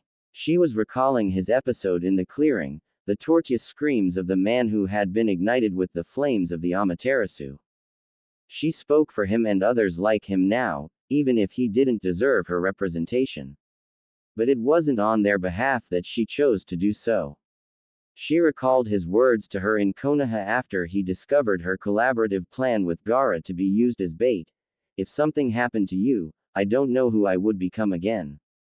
She loved Sasuke. I care about Sasuke. She needed to say this for his sake more than anyone's. She wouldn't be the person responsible for his moral deterioration. I don't want to become a detriment to you, Sasuke. I don't want to be what breaks you. Earlier, she stumbled, casting her eyes down at the narrow space of fire-lit ground between them. It was all too familiar. I know, he responded quickly, unwilling to let her give voice to his actions any further. Sakura realized it was an attempt to keep his sins within his own personal head so that neither of them had to bear witness to them a second time. It's a part of me. No matter how hard I try to eradicate it, there's a monster in here. He brought her hand to his chest. And we both know what he's capable of. Even now, I don't feel regret when I should. I have absolutely no desire to apologize for my actions tonight. But that look on your face is the same expression you looked at me all the times I've been lost. I don't want to see that anymore. You're not a monster, she stated as a fact, her focus hung upon that derogatory word. Naruto and I will not let you be a monster. Even if you were to fall again, we would force you up. We will not let you become lost again. I know, he breathed, suddenly going very still and gazing at her as if the truth of her words were the only thing allowing him to cling to sanity. It's why I can choose you and the world will not pay for it. Using their conjoined hands, Sasuke tugged her toward him slowly, his fingers releasing her to find the back of her neck. His fingers were calloused but warm, hooking into the vertebrae of her spine like his fingertips were just another part of her, like they belonged there just as much as her spinal cord or her skin or her hair. She would let him permanently bond them there if only he never stopped touching her. 3 days ago, you told me you weren't going anywhere. But you left anyway. His words were a shared breath between them, so close that Sakura could taste the abandoned shapes of them. Sakura recalled the moment Sasuke talked about a broken promise she had given him in their shared sleeping quarters in Sunagaku. A promise she had stamped with a peck on his lips and a promise he had accepted with a rare smile and the decision to brand the promise into her lips more fully. I know. I'm sorry, she whispered, feeling ashamed despite all her reasoning. Can I remind you why you said it? It was a question, and Sakura instantly recalled her reasoning back then. I can finally do this. But Sasuke wasn't going to push her without her consent, and Sakura realized his request was an attempt to give her voice back, the power so many women didn't have, the power that other men would have tried to take from her if she had stayed in that brothel. Sakura held her breath and nodded, and then his mouth met hers, slowly, carefully, parting them with his own. Sakura didn't need to be fluent in the script of Sasuke Uchiha, nobody who bore witness to this moment would, in order to grasp the intensity of how he truly felt about her. When their kissing had evolved, Sasuke had stilled the desperate hand that had slid across his cheek and into his hair. It had been so difficult to once again be the one to halt something that he had started, but Sasuke had to stop. He wouldn't be able to bring himself to do anything more. Not after what he'd seen tonight. Not after he had watched Sakura in that vision, pirouetted in front of ravenous men like she could be any of theirs to handle, to claim, to devour. Sasuke couldn't touch Sakura in the ways he desperately wanted to at this moment, because he couldn't distinguish the color of his wants from the various shades of cravings of those men. He couldn't see the difference between himself and them in this instant, because Sasuke had begun to desire her just as feverishly, just as frenziedly. His eyes had lingered over the planes of her body just as theirs had. Sasuke couldn't erase the words from his mind that were whispered to her as she was being bloodily fondled before his very eyes, but he won't mind if I have my fun with you first before he gets here. And the rage returned at the thought of it, and that type of rage would disappoint Sakura. It disappointed me. He didn't want to be with her in this way right now, feeling how he did. He didn't want to be able to still feel those emotions as he attempted to smother them with his own desires for her. It would be the same as tangling threads together. A blue cord of worry, a black fiber of icy wrath, the blaring red string of his love for her, the violet twine of possessiveness, a white piercing strand that Sasuke couldn't identify as need, hunger, or desire. He wouldn't be able to sort them out in time, and touching her with a greedy hand would stamp all those interwoven emotions into his memory forever, and Sasuke didn't want his memory of such actions with Sakura tainted in his mind. What's wrong? She asked when he broke their contact just before it had really started, his forehead falling against hers. She misunderstood his labored breathing, hand moving to his forehead. Are you okay? Is it your Rinnegan? The question reminded Sasuke of his weariness. Both of their current states and exhaustions. He always seemed to forget how tired he was when his lips would meet hers. Her breath gave him life. He brought her against him until her chin rested on his right shoulder like a bird returning to its nest, as if her chin belonged to that very spot, and Sasuke buried his face into her neck just to inhale her in. They both smelled damp, like mud and rainwater, but there wasn't a man alive that had worshipped a scent like Sasuke did now. Because it meant that she was alive, here with him in a cave he had once refuged, not knowing then that he would return to this very spot and hold another person urgently, as if the very purpose of his existence was so that he would end up here again, with her. Sasuke. He heard Sakura whisper when he became lost in his silent reverence of her. HN, he responded in the crook of her neck, not ready to pull back and face her. He was afraid he'd get lost in her liquefied green eyes and lose his resolve. Her delicate fingers came up his neck to touch the black, feathered tips of his hair. Maybe you should try to get some sleep. I'll take first watch. But Sasuke was already pulling her to the ground next to him, the small fire warm against their skin. He turned Sakura so that she was closer to the heat and Sasuke curled her into himself, trapping her back to his chest. Only if you sleep, too, came his response. No one will be able to find us here.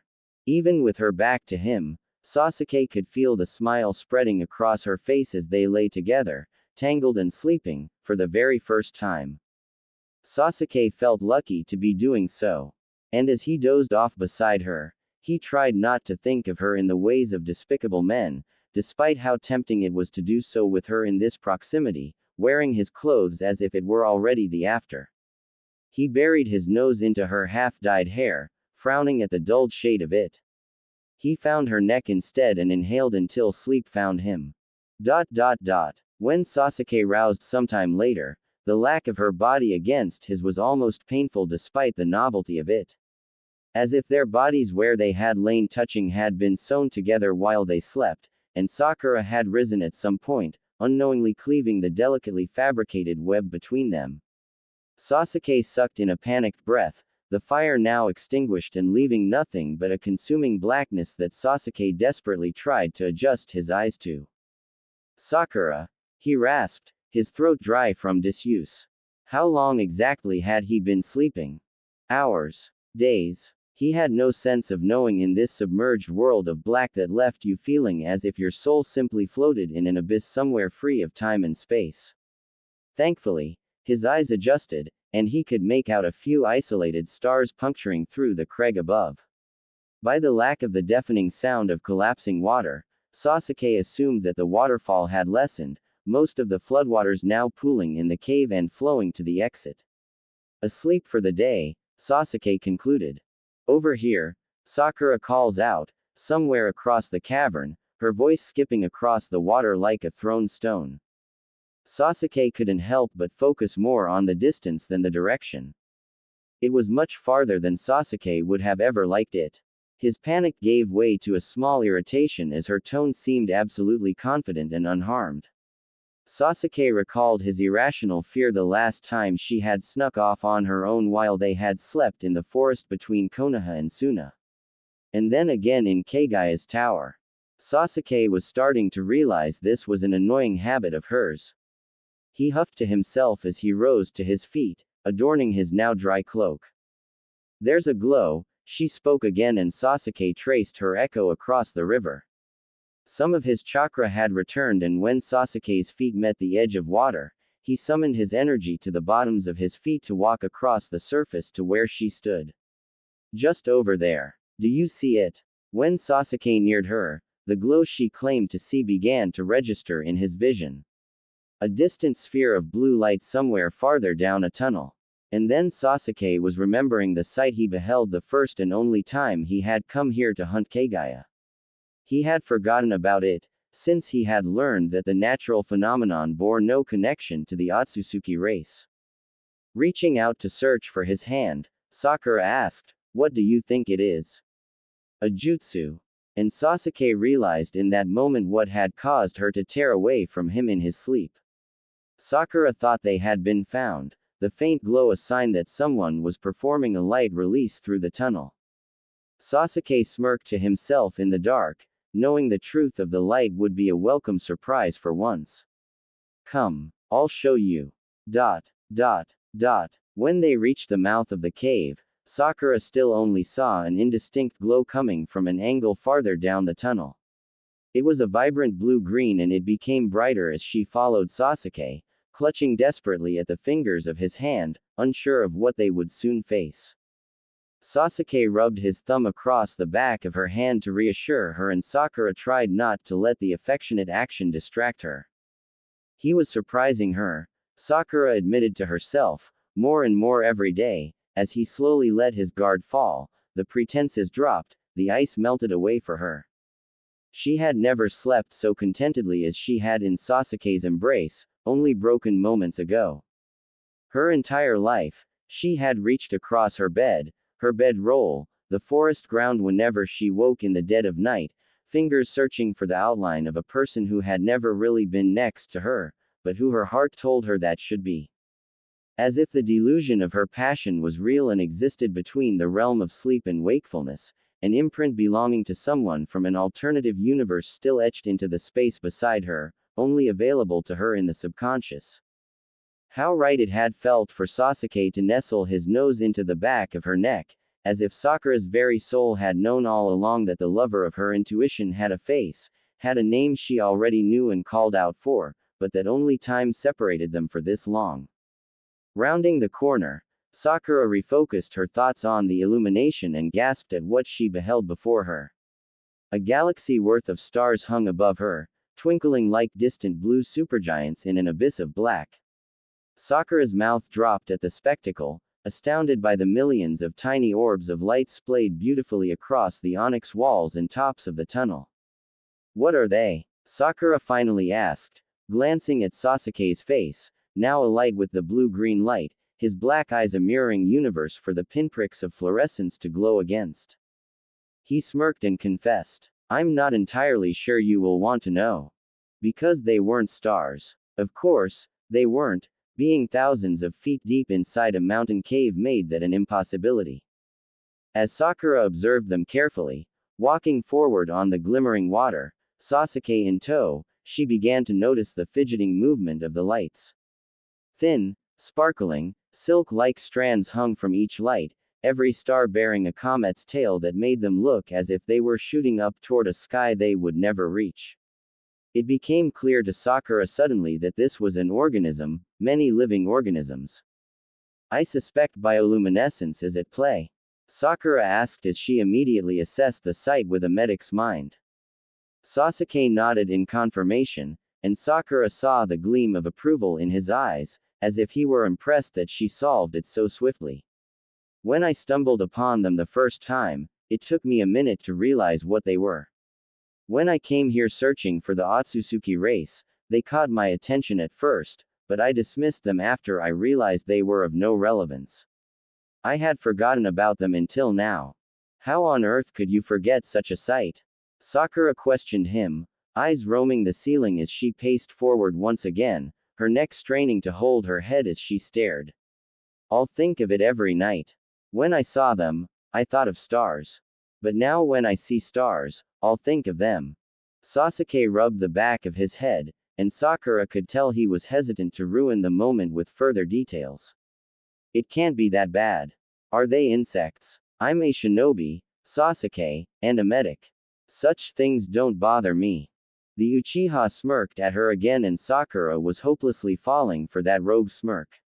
She hoped he would do it for her the rest of his life. Worms, Sasuke revealed. Larvae, actually. And that's mucus and excrement hanging from the ceilings. Sakura's mouth dropped, not in disgust, but in absolute awe that there were threads of mucus hanging as long as 2 feet from the ceiling at a distance she could never reach unless chakra came into play. Sakura's medical nature had her standing on her toes to look closer.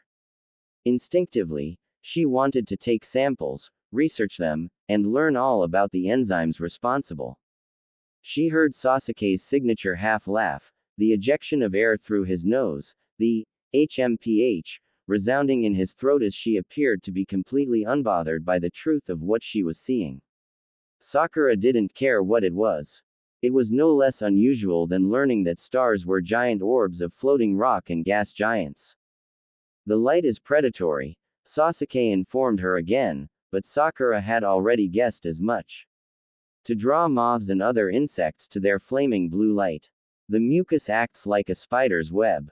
Fascinating, Sakura marveled, grinning and pulling Sasuke closer to further inspect one particular cluster of mucus strands that suspended on a low-hanging rock. Ironically, like you, he teased, pulling her back against him as she faced the depthless tunnel, the lights a never-ending trail into the void. She laughed, elbowing him in the side. Are you calling me an insect? Insects are annoying, he goaded, and Sakura realized she would have punched anyone else, but the tongue-in-cheek from his lips was like the saccharin additive she put in kids' medicine. She spun around in his arm, sending him a grinning glare. Don't make me give you another black eye. His smirk turned into a feral smile and the sight of it left Sakura breathless. He was so beautiful. More beautiful than the glowing worms. More beautiful than the cosmos. Who was she kidding? It wouldn't be the stars or the larvae that she thought of each night before she slept. It would be this smile. This moment between them as they lay hidden from the rest of the world, hundreds of feet underground in their own starry space and time. The air stilled between them as both their smiles fell away. Sakura couldn't help herself and she knew Sasuke could immediately sense what she was about to say. She would say it again, though, with the stars that existed below a mountain to witness. I love you, she breathed, staring into his glass-like eyes. I want to tell you now, so that every time you see the stars at night without me, you'll remember. And something snapped in Sasuke's expression, a carefully constructed guard that Sakura didn't even know was there. Because his mouth was on hers. Gently at first and then so very hungrily. Sakura was surprised at the fervor of the kiss. Like an inevitable collision that they had both anticipated for so long. And he wasn't stopping. And she wasn't stopping. Tangling her fingers in his hair as he guided her to the wall where the water turned into shoreline. She hadn't even known there was a spot high enough out of the water to sit, but Sakura was soon placed upon it and she let out a gasp when Sasuke released her lips to press his open mouth against the throbbing of her pulse in her carotid artery. She bit her lip to hold in the sound she wanted to moan as the heat of his tongue brushed against it, and then further down, until he was peppering kisses along her clavicle. He was moving slowly despite Sakura's reassuring fist in his hair. It felt like a burnt offering to her body. The most delicious string of fire igniting a path along her skin. She bit her lip harder to stop herself from making the noises she knew would flood from her mouth. And Sasuke realized what she was doing and returned to her mouth, freeing her lip from herself as he pulled it between his own teeth. The sound she had held back until now escaped into his mouth and he swallowed it as if he wanted to taste the sound. The glowing spectacle around them was forgotten because it paled in comparison to what was finally happening between them, but Sakura tried not to get ahead of herself. Sakura had gotten her hopes up once before, believing their progression would lead to the inevitable, the release of years of sexual tension and pining. But Sasuke had slowed the last time she had hoped, halted their intoxicating, careening fall, just as he was doing now. Kissed once more. Waited. Then just once again more as if he was afraid that he wouldn't be able to do it again once he regained some control over himself. And then stopped, looking at her face, anxious of her reaction. Don't stop, she pleaded as he stilled. Please don't stop. Just this once. I can't do this without knowing that if I had just. He breathes heavily, trying to fumble for the words that had never come to him naturally. I have to be sure. I need you to be sure. I'll never forgive myself if this makes you suffer. The only thing making me suffer is you kissing me like that and then stopping. It was simultaneously a hiss and a plea. In the glowing dampness of the cave, Sakura could see her words registering in his starry eyes and the smirk playing at the corner of his freshly abraded lips, but he grew serious again before it could spread into something more. We won't be able to go back from this. This life you'll be choosing. If I am your choice, I'm terrified you'll come to regret it. And Sakura realized what he was trying to say. What crossing this line for him would mean. That it wouldn't be just this once. It would mean them. This act would make it impossible for him to deny that they were together, officially. Maybe forever. I have already chosen you 1,000 times, Sakura sighed, clutching his cheek with the palm of her hand and bringing their faces closer together. The only thing I will regret is knowing we were so close, but we chose to stop. She glances up to the celestial larva above them, and Sasuke follows her gaze. Even if we spend our lives like orbiting stars, passing one another in the night, the minuscule amount of time I spend next to you will be more than I would want with anyone else. Sasuke's eyes soften. She watches his resolve waver. I'm not very much like a star, unless black holes count, he states sarcastically, punctuating his frank admission with the slowest of kisses.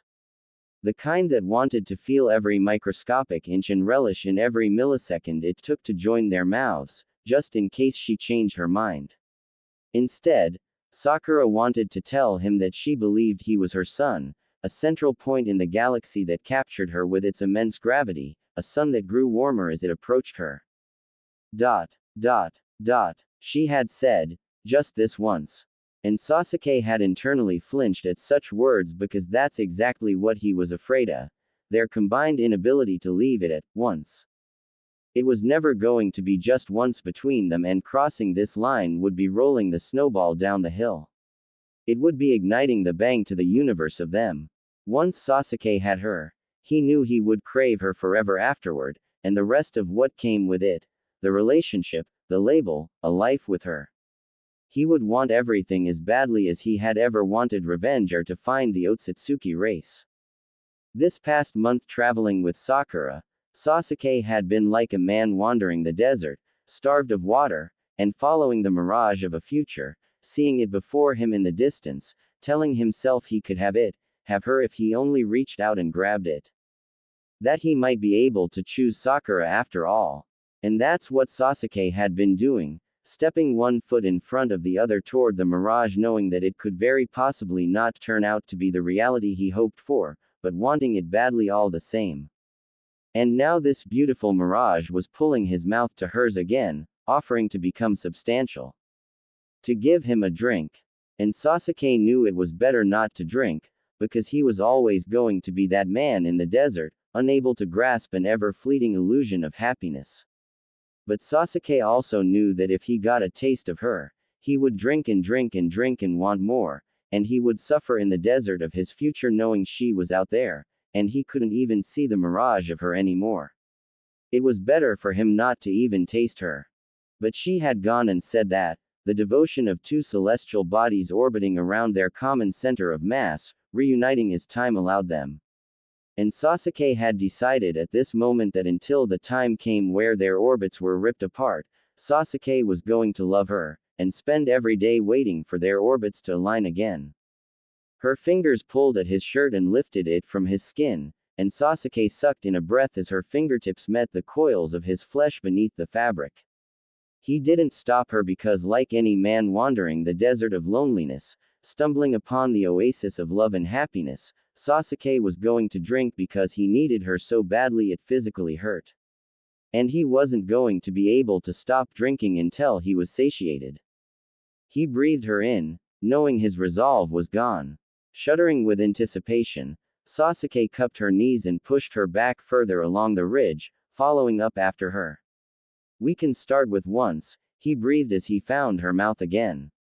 And like a starved man, he drank. In between their exploration of one another, their combined sighs and gasps that echoed off the cave walls, Sasuke made love to her for the first time, both of their first times, ever, but it was such an inconsequential term for what they were experiencing. They both realized they weren't as inexperienced as they had thought. Sasuke was both amazed and not surprised to find that they were both fast learners, but Sakura was obviously an academic with a complete understanding of anatomy. And Sasuke delighted in discovering the truth of what his instincts led him toward. Wait, he pleaded before it evolved further. I have to tell you.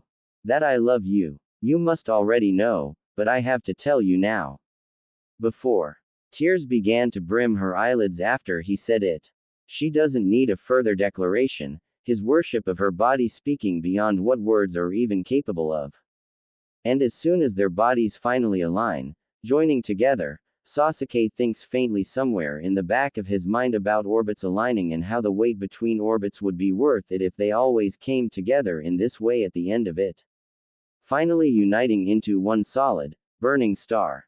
And then, if Sasuke had anything to say about it, their two orbits would fly off their trajectories and collide as they were now.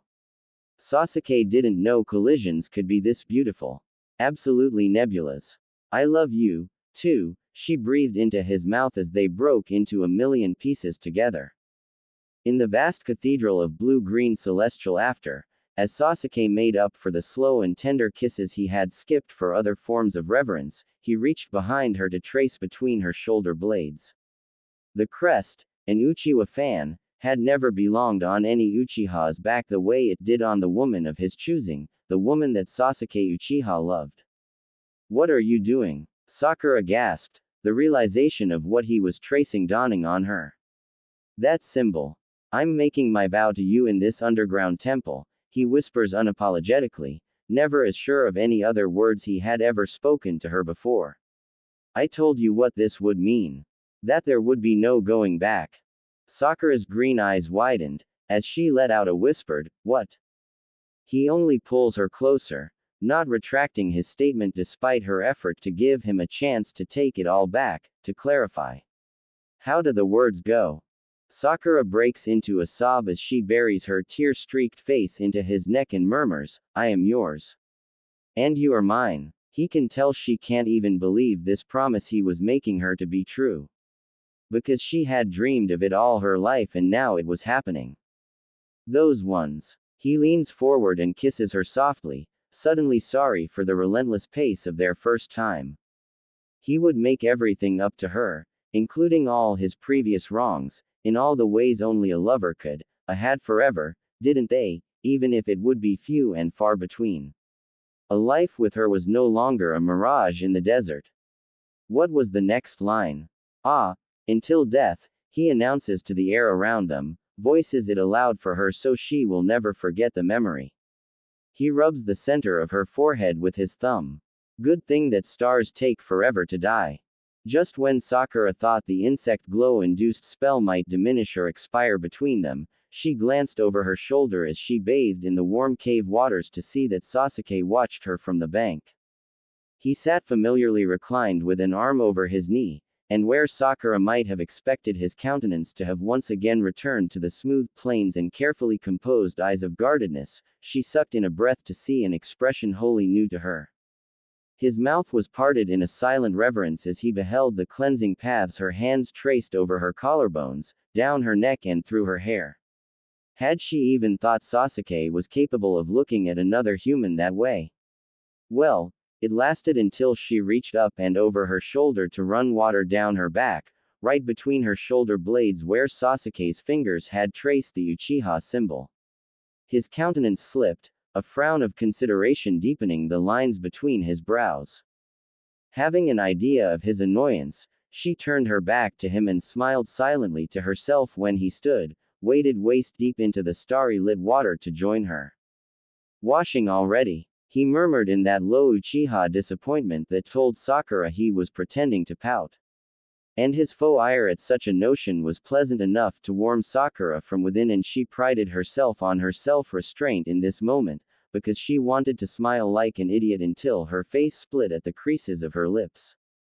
With Sasuke's strict abstinence of years and a single-sided willpower to outlast her own desires these last several months, Sakura was pleasantly astonished to discover that Sasuke Uchiha didn't have such restraint in that moment. Turning her to face him, he stilled her efforts completely by touching his lips to hers. And the kiss was softer. Much slower than before. Like a whisper in a cave. Sakura had always daydreamed about what sort of lover the untouchable Uchiha, Sasuke, might be. She always expected him to be as Sasuke-ish about everything possible, including his love life. He would be the sort of man to keep his interactions with her formal in the public eye, respectable, reserved, and avoiding all physical contact that some couples easily flaunted for others to see. This was the reality that Sakura had long predicted and, therefore, accepted and did not anticipate Sasuke to be the sort of partner who, over the last couple of months, might secretly hold her hand while she slept, find excuses to be next to her, crave her touch in the private moments shared between them, and kiss her tenderly even after their bodies separated. As sad as that sounded, Sakura had predicted it, because despite how much she loved him, he was still going to be Sasuke, in the most adjective form possible of the word. Which was why Sakura certainly had not expected the overwhelming passion of moments ago, the longing that passed between their mouths and the intensity of years' worth of suppressed feelings into such a surmounting detonation. An explosion of celestial matter. It's annoying, he growled mischievously between their lips, tearing Sakura from her thoughts as she concentrated back on his current vexation. It had to be because Sakura had washed away the traces of Uchiha symbol he had marked between her shoulder blades. She laughed in response and continued to pull him deeper into the water, ignoring his attempts to stop her from erasing the evidence of his actions. Not even his devoted mouth making her breathless and his following steps as she descended into the river, was enough to prevent Sakura from completely submerging. And with her impossible human strength, she pulled him under after her. Sakura saw his eyes widen in the dim glow of ethereal lights, and she grinned wickedly in return, just before complete and total blackness consumed them. The water was brisk but not freezing, the balmy cave already warming the new layers of flood water. In the depths, void of sound and light, she felt Sasuke's arm twine around the dip in her spine, binding her body to his, and the lack of all other sensation made the grasping touch alleviate every nerve in her person. Like a healing salve to an old wound Sakura hadn't even realized she still possessed, Sasuke's touch was the remedy to every feeling of loss, every doubt, and confusion she had ever had in regards to him.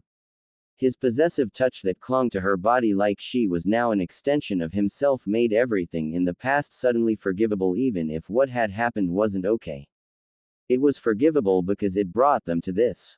That look of reverence he had been appraising her with just a moment ago was completely replaced when they surfaced, an artificial glare of mild displeasure at being drenched completely eclipsing it. Have I told you lately that you are the most annoying woman I have ever met? Twice now in the last 5 minutes, she giggled, wrapping her legs around his waist as Sasuke's feet found the smooth underground surface once more. And that glare evaporated, turning back into veneration as Sasuke's body reacted to her embrace.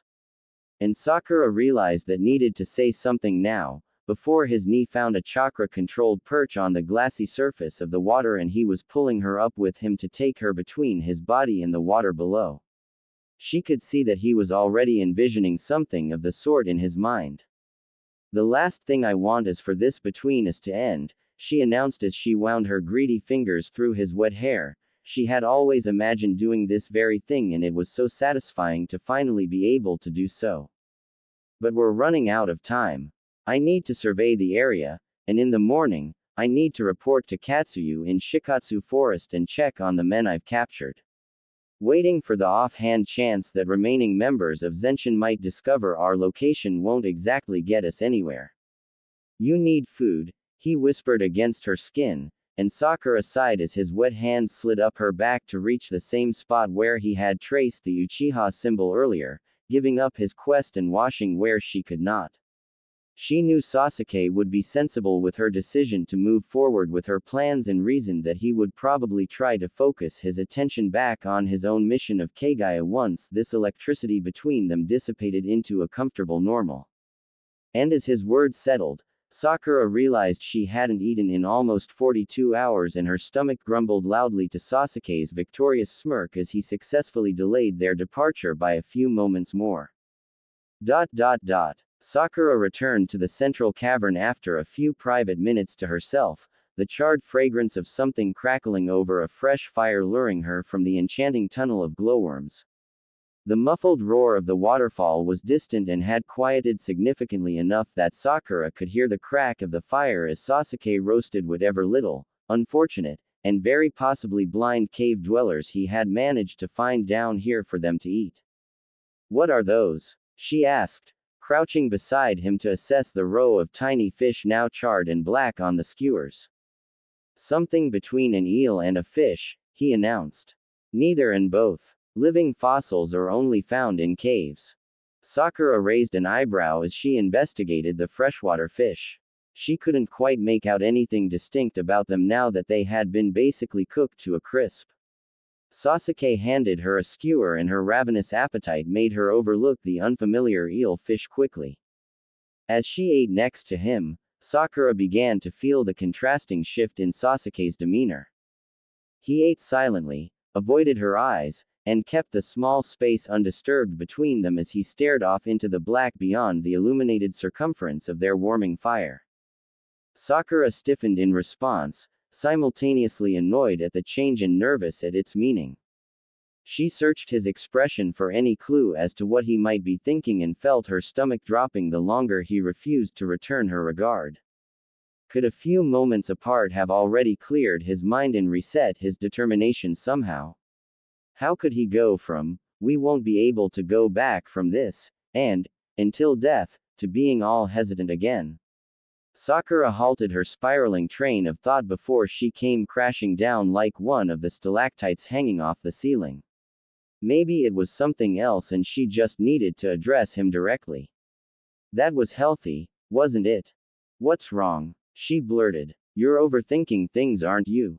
She was frightened that he would answer that with more silence or even worse, a declaration of how he had thought about what had happened, decided it was a mistake, and had changed his mind. But he laughed instead, that small, signature HMPH of ejected air that had Sakura sighing in relief. "There's no going back now, remember?" she continued teasingly, capitalizing on his small sign of amusement at her words. "Because it's too late to mope and reconsider how you're not the best for me and blah blah blah." She would do what many women often did when faced with uncomfortable couple confrontations. She would call him out on his thinking, his pattern of behavior that signaled her anxiety, and disguise it as a light-hearted chastisement and reminder. "We get to choose each other." "I meant what I've said," he answered seriously before rubbing the back of his neck awkwardly as he fumbled for the words that always tangled in his throat. "But, I was irresponsible earlier and, I am sorry. What do I need to do do you need anything?" "Oh, that." Sakura's face instantly reddened at the words, because she immediately knew what he was referring to and what exactly he had been hung up on until now. There were no precautions taken at the moment, and Sakura didn't know if Sasuke's questions were because he was worried Sakura might be angry about his carelessness after the fact, or worse, he might fear the possible consequences of such an impulsive choice. Sakura assessed his own flushed face and he looked away again, firelight reflecting eyes revealing the warring predicament she hadn't been able to decipher up until now. She looked down shyly as well when she answered him.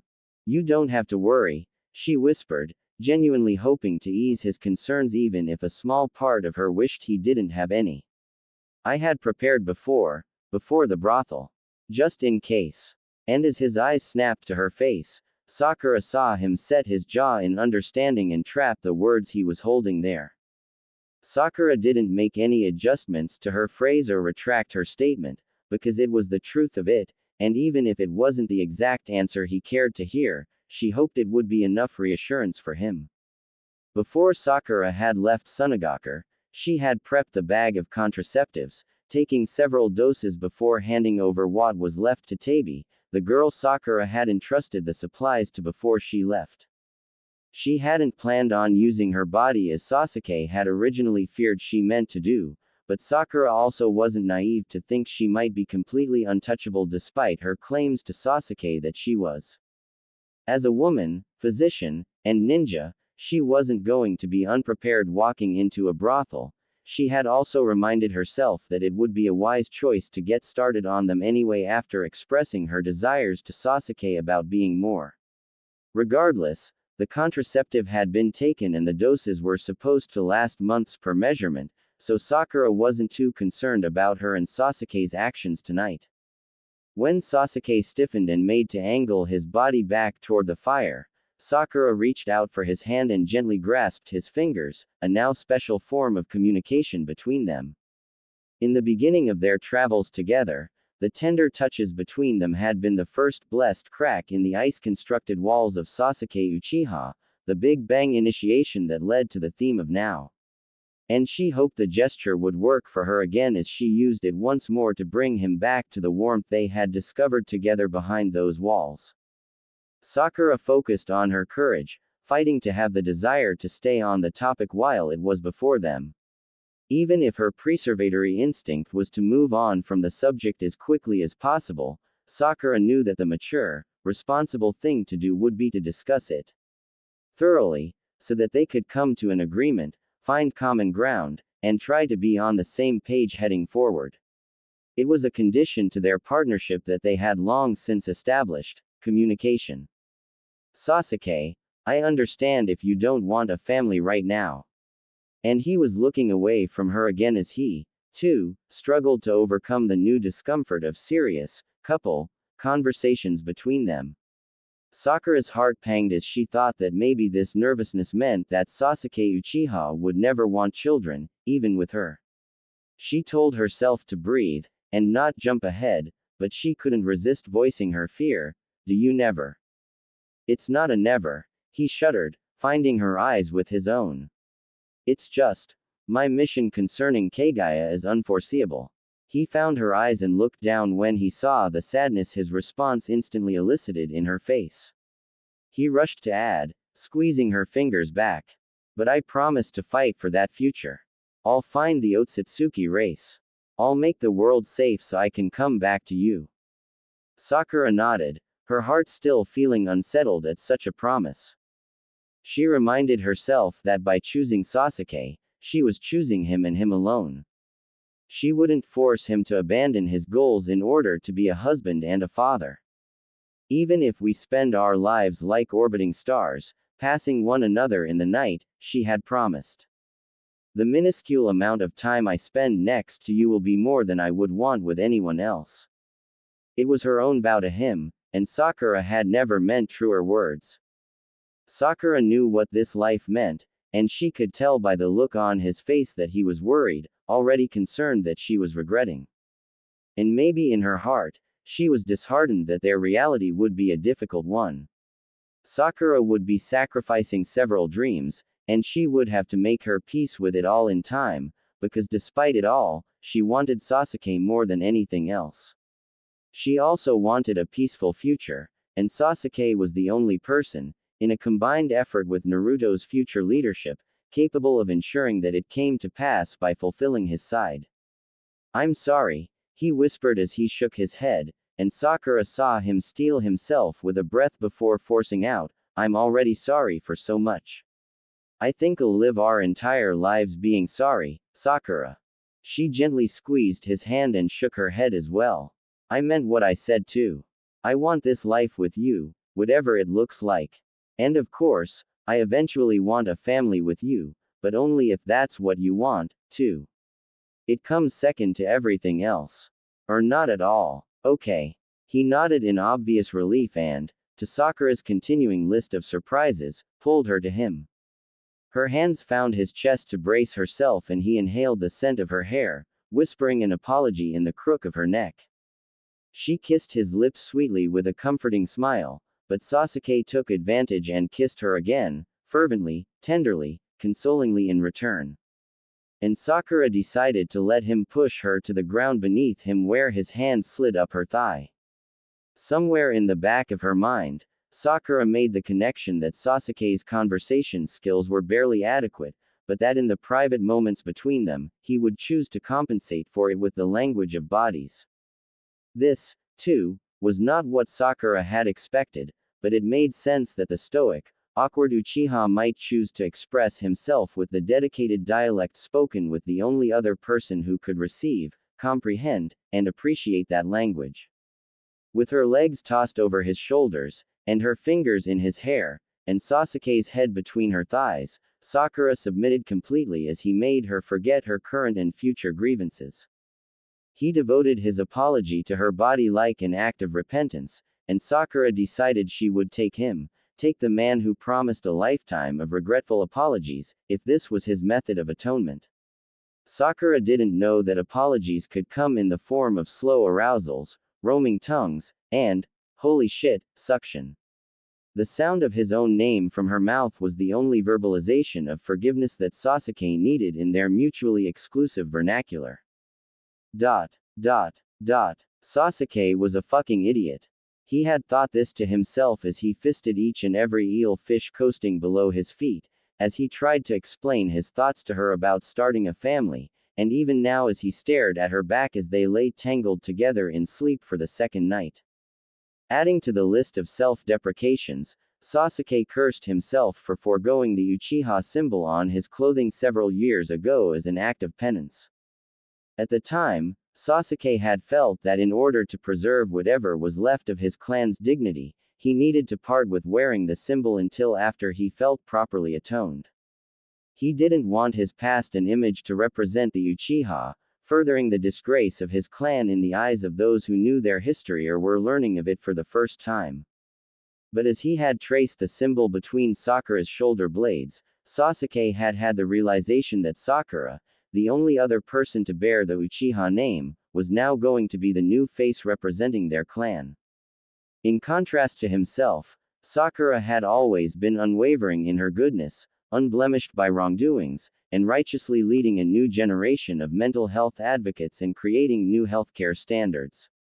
Her reach would know no bounds, and there wouldn't be a better individual walking this dimension to wear the Uchiha crest, to start a new history associated with it. It wouldn't be Sasuke leading the Uchiha clan into the future, it would be her.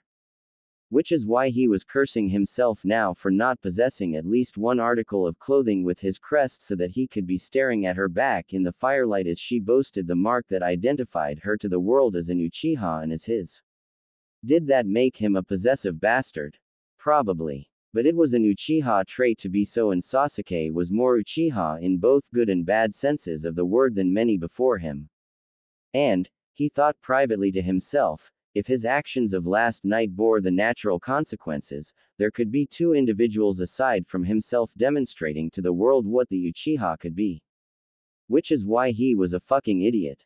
Because fuck, he wanted that reality as much as his next breath of oxygen.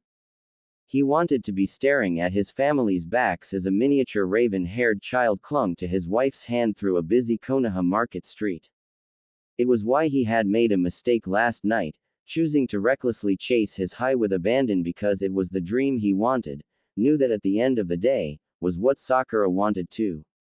And that's why it had devastated him to make that apology to his new wife, prepared to do what he needed to do to not force the responsibility of a child on Sakura alone while he had no choice but to continue on his mission to find those who Kagaya feared, the rest of the Otsutsuki race.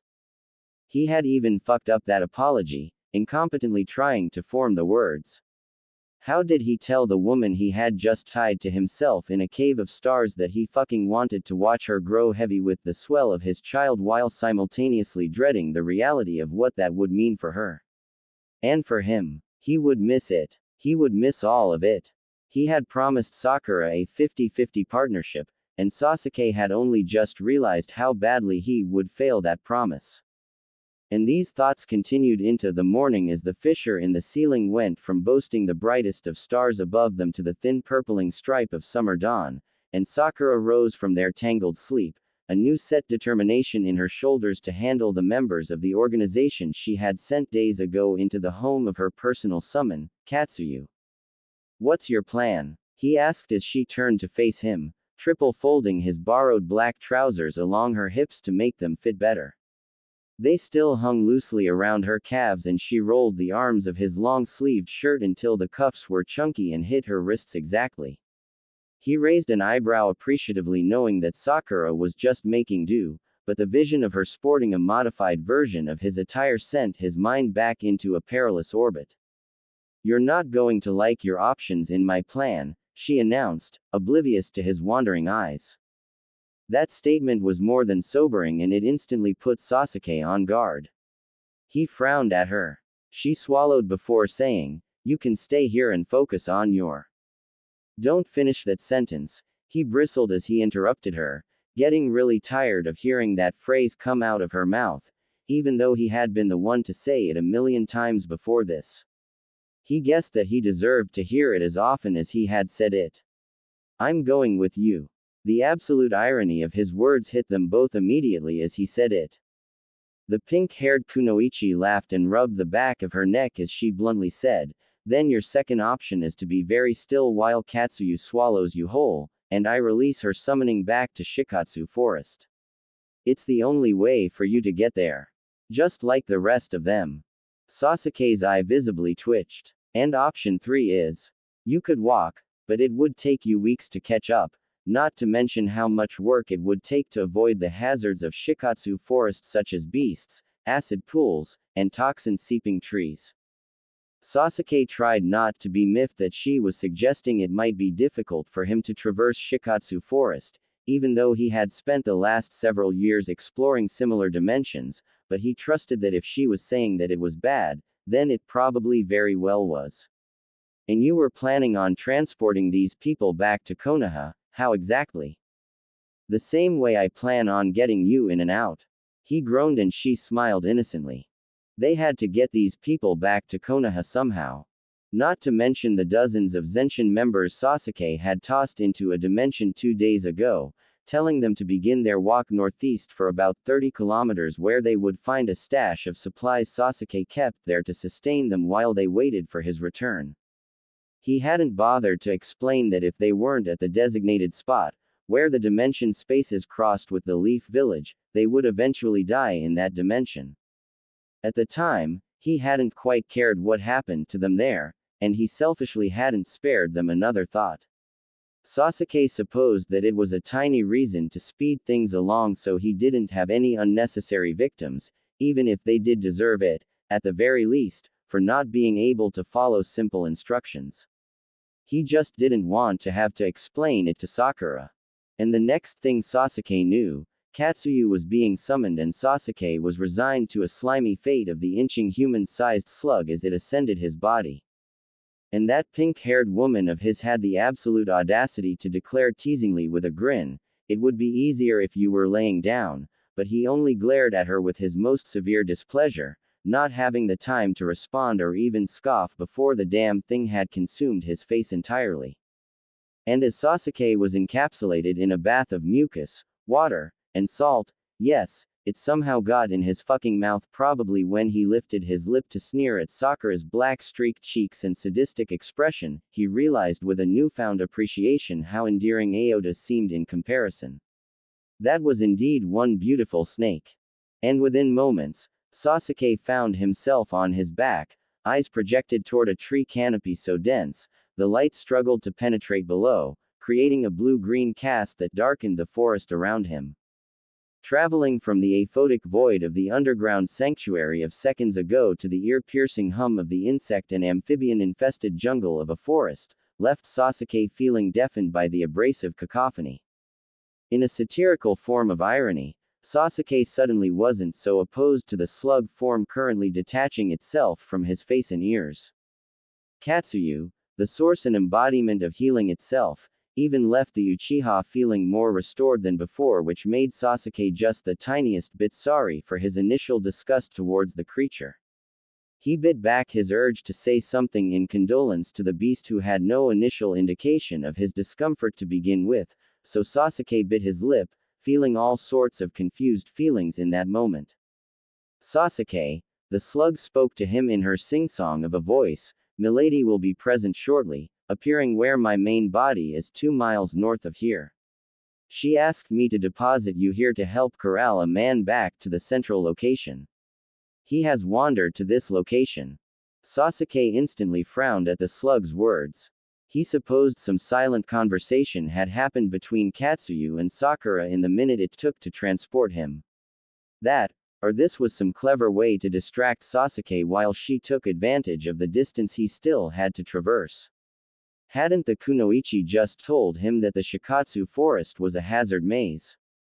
Well, she obviously had more faith in his abilities than she had let on when discussing option 3, the annoying tease. Sasuke took in his surroundings more carefully, trees taller than the Hokage monument towering to the sky as vines thicker than aoda twisted up and around them. It made the forest where the Chunin exams were held almost miniature in scale. Sasuke supposed it made sense that beasts of gargantuan size such as the three Sannin summons to have come from even larger habitats, environmental determinism and all that. A thick fog hovered above the ground, and Sasuke stood and leaned his head up to view the treetops above, breathing in as he activated his ocular jutsu, the tomatoes spinning into both red and purple eyes. With his dual dojutsu, Sasuke surveyed the area more closely, peering beyond the fog-blanketed trees in front of him, where the treacherous swamp and pools of bubbling black acid threatened to pull him into a fiery oblivion like the siren call of an eternally burning river in hell. Sakura had been right to warn him of this place. She had personally encountered Kagaya's acid sea dimension, after all. Acid didn't stop burning until it could be scrubbed from the skin. Falling in a lagoon of it would be the absolute worst of deaths. Sasuke moved forward, toward the chakra network and watery outline of the soul he was supposedly sent to retrieve. Approximately 50 meters beyond the trees in his immediate vision, Sasuke analytically watched the flickering figure before him, their heartbeat speedily beating as they stood erect, still, and unmoving. Sighing, Sasuke moved toward the individual, slowly and silently, contemplating what exactly Sakura had expected him to do. It was indeed perilous, to navigate the small path that winded between acid reservoirs, and Sasuke's footfalls were near silent as he proceeded with slow and deliberate caution. The physical form of Sasuke's fixation materialized from the mist, a man who stood before one of the black, endless, gurgling acid ponds. The stranger's back was turned to Sasuke and, unexpectedly, the man's head tilted in Sasuke's direction as he detected the Uchiha's approaching presence. Sasuke raised an eyebrow privately at the man's perceptiveness despite Sasuke's silent footfalls. He had to be a ninja, then, without a shadow of a doubt, if he was able to sense him. Sasuke took in the man's appearance more carefully. Tall, dark hair, a tailor-fitted suit as if he were some sort of mobster instead of a ninja. Of course, that suit now displayed various tears and holes, the wearable evidence of days in the Shikatsu forest. Was he missing a shoe? Reaper. Came his voice next, a resigned, melancholic breathlessness as if he were talking to himself rather than acknowledging Sasuke's presence. Sasuke has been getting that sort of association a lot lately. If the world continued to sense him as such before they even knew him, was he honestly doing a well enough job redeeming himself? He shook the thought away. But I haven't done it yet, the man whispered again, just before towing the pool of acid with his remaining shoe foot. He screamed instantly when the acid ate through the leather of his sole and found his toes. He bent, ripping the melting shoe away. Well, that explained the first shoe, then, Sasuke assessed.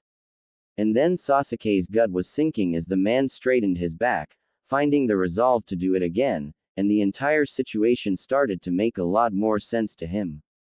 Just exactly why Sakura had sent Sasuke to retrieve him. The slug had known what the man was planning, what was about to happen. The man was going to jump, all in, at once. He bent, sucking in a loud breath as if he were about to dive. And then propelled his body into the air. And Sasuke's Rinnegan was activating before he could even register his choices. And within seconds, Sasuke's body had replaced the man with himself feet above the black abyss of acid, and now he was on the planned trajectory of the consequences of this man's suicide attempt. And before Sasuke could even question whether or not a ninja might be able to direct chakra and walk along the surface of acid like they did water, the eternal Mangekyo of his right eye was spinning, and the skeletal arms of his imperfect Susanoo shot out and braced their hands on either side of the acid pond. Sasuke sneered in the man's direction after he righted himself and stepped down onto the bank and stalked back toward the man who now lay sprawled where Sasuke had just been standing seconds before. The giant fist of the Susanoo shot outward, collecting the man into its glowing grip, the blazing yellow eyes of the Susanoo's face inches from his own. The man cried out in surprise, probably believing that he had indeed fallen into the realm that came after death. But his next words gave Sasuke pause. Who's there? Despite the man's initial fear, Sasuke suddenly realized that he wasn't seeing Susanoo at all. He felt the grip that held him, the crushing digits of the chakra-controlled entity, but he cast his wide eyes about as if not sure where he should be looking. And then Sasuke saw it. The dirty bandage wrapping that had fallen from his eyes at some point to rest around his neck like a prophetic noose. Because the man had been correct. It was the Reaper that had found him. Sasuke was going to finish the man himself because recognition hit the Uchiha in full force. He had seen this ninja before in the memories of that girl at the brothel. Before him was the ninja who had pulled Sakura into his lap and touched her black-dyed hair as if she had been his to do so. Rugo. That was the name Sakura had relayed to him over a campfire in a cave, and Sasuke had let the name sear a hole into his memory the same way the flames of that fire burned into his vision. He would never forget it. You were right the first time, Sasuke smirked, gladly becoming the deathbringer of his fear, the darkness in the Uchiha like an incurable itch that he sometimes craved to scratch. Even though it was when he indulged himself that he got into trouble, Sasuke still couldn't resist the urge when it came to defending his friends. Uchiha, Rugo breathed, more solid but still another fearful recognition coming from his lips. You might as well be. He grunted as Susanoo's fingers tightened as if they were Sasuke's own. That's right. Sasuke confirmed that characteristic drawl he used with his enemies coming back full force out of Sakura's company. You should have been faster. There's nothing that burns like the black flames of Amaterasu. It doesn't stop burning until there's nothing left. The acid would have been a mercy in comparison. A steely calm came over Rugo's face and Sasuke didn't quite care for it. I don't know where she is. I had found her. Begged her to help me. And the next thing I knew, I woke up in this godforsaken place with those bastards for company. Sasuke registered his words with that signature, HN, of acknowledgement, but nothing more. But internally, Sasuke was at war with himself. This was one of the men who had touched her. Sakura, his Team 7 teammate. And now she was more than that. She was his. This bastard had touched his fucking wife. The scene of those girls' memories played over and over in his mind like his own personal hell of Sharingan Genjutsu. But all he could hear was her. Those convincing words of her letter playing in his skull, still tucked against his chest as if it could be the second heart to operate and stand in place for his blackened one. Remember who you are. Damn, he really wasn't trying hard enough to honor his promise to himself, was he? Quite frankly, Sasuke didn't want to. But Sakura's order through the memory of mud and rain pounded in his ears as she yelled, "This isn't who you are anymore. You can be merciful." A declaration of weight whispered in a cave between bent heads came to him next. You're not a monster. Naruto and I will not let you be a monster. Sakura had sent him here. Knowing everything she did, the woman he loved still believed it was going to be Sasuke who would be the best between the two of them to retrieve this man. And he was suddenly very annoyed with her unwavering faith in him because it suddenly made Sasuke feel like he had to be worth that faith. Damn slug should have just left the issue, let the man do as he pleased. Ah, fuck, fine. Sasuke sneered as he dropped the man to the ground before him, his Susanoo of chakra retreating back into the essence of him. The man scrambled to his knees and Sasuke turned and began to walk off before he changed his mind. You're very fortunate that the woman you speak of spared your life, he drawled. That's the only reason I do it now. And after the wide-eyed, unseeing man blanched, Sasuke added, but by all means, don't let me get in the way of what you were doing. The man nodded once, that serious, resolved expression returning to his ashen face. But even as Sasuke put distance between them, his feet slowed when Rugo's voice carried after him. You've found her then. It's the only way you would know how we got here. That's good. Just keep walking, Sasuke told himself. Let the man do as he wished. He would tell Sakura that he hadn't killed the man, at the very least. And what else could she honestly have expected of him? What was he supposed to do? Talk to him? She was delusional. Grab the stranger by the collar of his suit and corral him back toward her, the last person he wanted within a mile of her. HMPH. Unlikely. It must be wonderful, Rugo exclaimed as he found a tree to lean back against. To look at her. To watch that mouth and that hair. The man let out a small groan. I can only imagine it. She was the last woman I ever laid my eyes on. Not a bad view, for the last thing to see. Sasuke closed his eyes as the manipulative declaration designed to ensnare his rage hit his ears. And his feet came to an abrupt halt. He counted to 3 before he spoke next. You really do have a death wish, don't you? Fucking bastard, testing his fragile resolve. You're a fool to let her do what she did, Rugo announced, and Sasuke wondered where all of a sudden, he found the fucking nerve. Probably was trying to get the Uchiha to run him through with his katana or burn him alive with unrelenting flame. Now, Mozai will do more than just kill her. He's vengeful, and he will make her pay for what she's done personally. She's done nothing but paint a bigger target on her back. And you let her. Sasuke had never been so tempted to laugh. As if he could stop that woman from doing anything she set her mind to. The two of them were alike in that way. And if he ever dares to come close enough, he'll see her back for himself and learn exactly who she is now and who he dares to fuck with. Because Sakura Haruno was an Uchiha now, and he would soon show the world that she would wear his crest. Their symbol. He had already decided on it, but it was without question now. He would beg her if he had to. Rugo laughed, and Sasuke turned to see him bend forward over his knees. It won't be enough. Then tell me how to find him, Sasuke drawled again.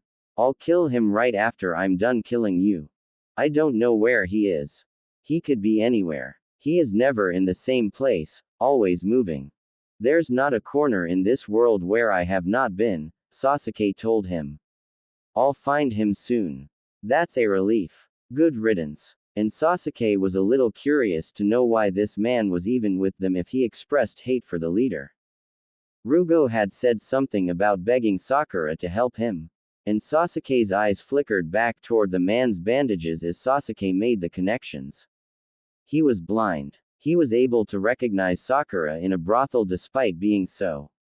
She had been the last person he had seen before blindness, the war, then, Sasuke concluded. Rugo had been injured in the Shinobi War. Is that why you're set on killing yourself then? Sasuke asked after a second of indecision. He was in the limbo of not caring, and being mildly curious simply because Sakura had been involved in some way. His interest was more along the lines of knowing one's enemy and their motivations. Because you lost your vision. Sasuke scoffed cruelly.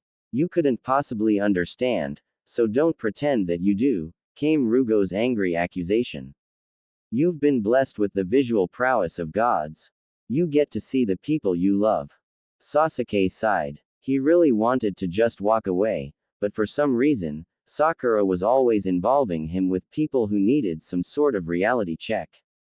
Sasuke wasn't Naruto, but damn if he didn't always end up in situations where he knew exactly what that idiot might say to these men.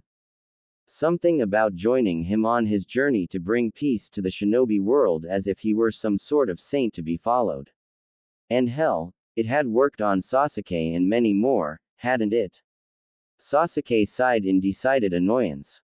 Sasuke wasn't inherently good like Naruto, but he had learned a few things over the last few years to draw upon for this speech. Especially in the last few months. I would give it up in an instant, Sasuke told the blind man. These eyes are a curse. They come with power and responsibility. If I could trade them for the life of peace that you could have, I would switch places with you this very second. Even with my vision intact, I soon won't get to see the people I care about most for a very long time. But if I were you, I could still hear her. Touch her. Not a second spent, would I miss these eyes and the mission that comes with them. And how true it all was. Because Sasuke had been literally blinded for a year after the war as he sat in a prison cell in Konoha with his eyes sealed and covered. But as he looked back on it now, it had been such a peaceful year, knowing that it was all out of his control and it was all right to do absolutely nothing for a year. And then she came. Every day, without fail. Just as his friend had attended his bedside in their youth, Sakura had come to visit him. She was only allowed 40 minutes to check on him as a physician, and they didn't talk much at first. But damn, if it didn't quickly become the 40 minutes of every day that he looked forward to. Now, he realized it might have been the only thing to carry his sanity out of that endless darkness. If he were blind like Rugo, then maybe he could be present. His lack of power would make it so. The job of hunting down the Otsutsuki race would fall onto someone else's shoulders. And in exchange, maybe Sasuke could be there every day. Wake beside her every day.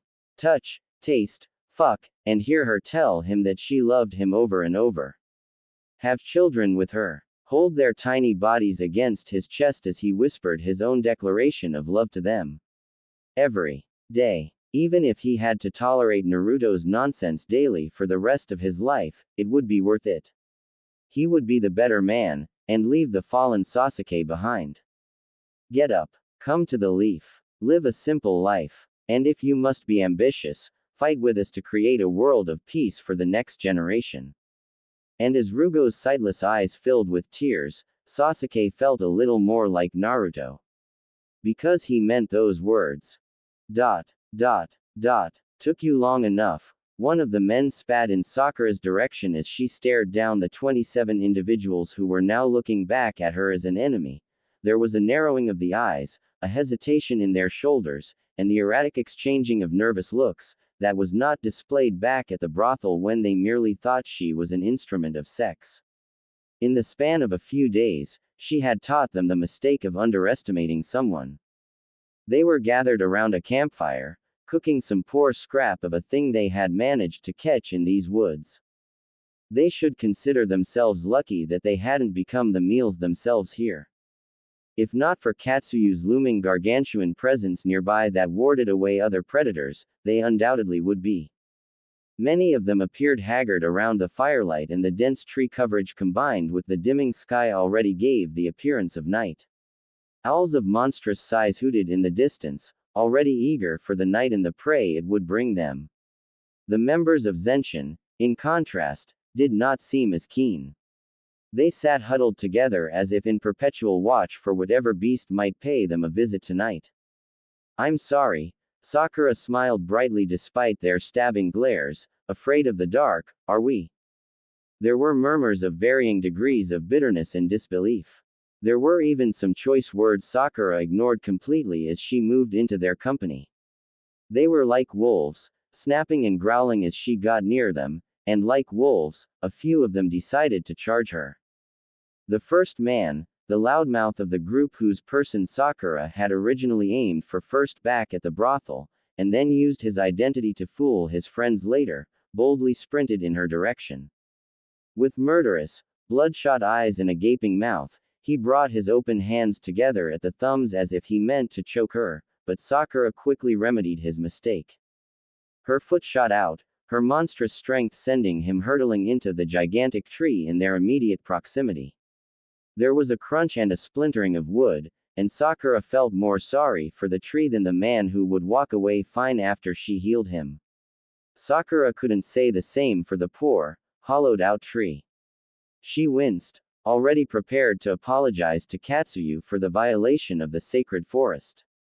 Araki! Came a feminine screech as the man slid down from the tree like one of Katsuyu's many slug divisions, and he crashed to the forest floor with a groan. Recognizing the voice who had called out to him, Sakura quickly identified the white-haired, boil-release Kekkei Genkai ninja whom Sakura had battled with days ago.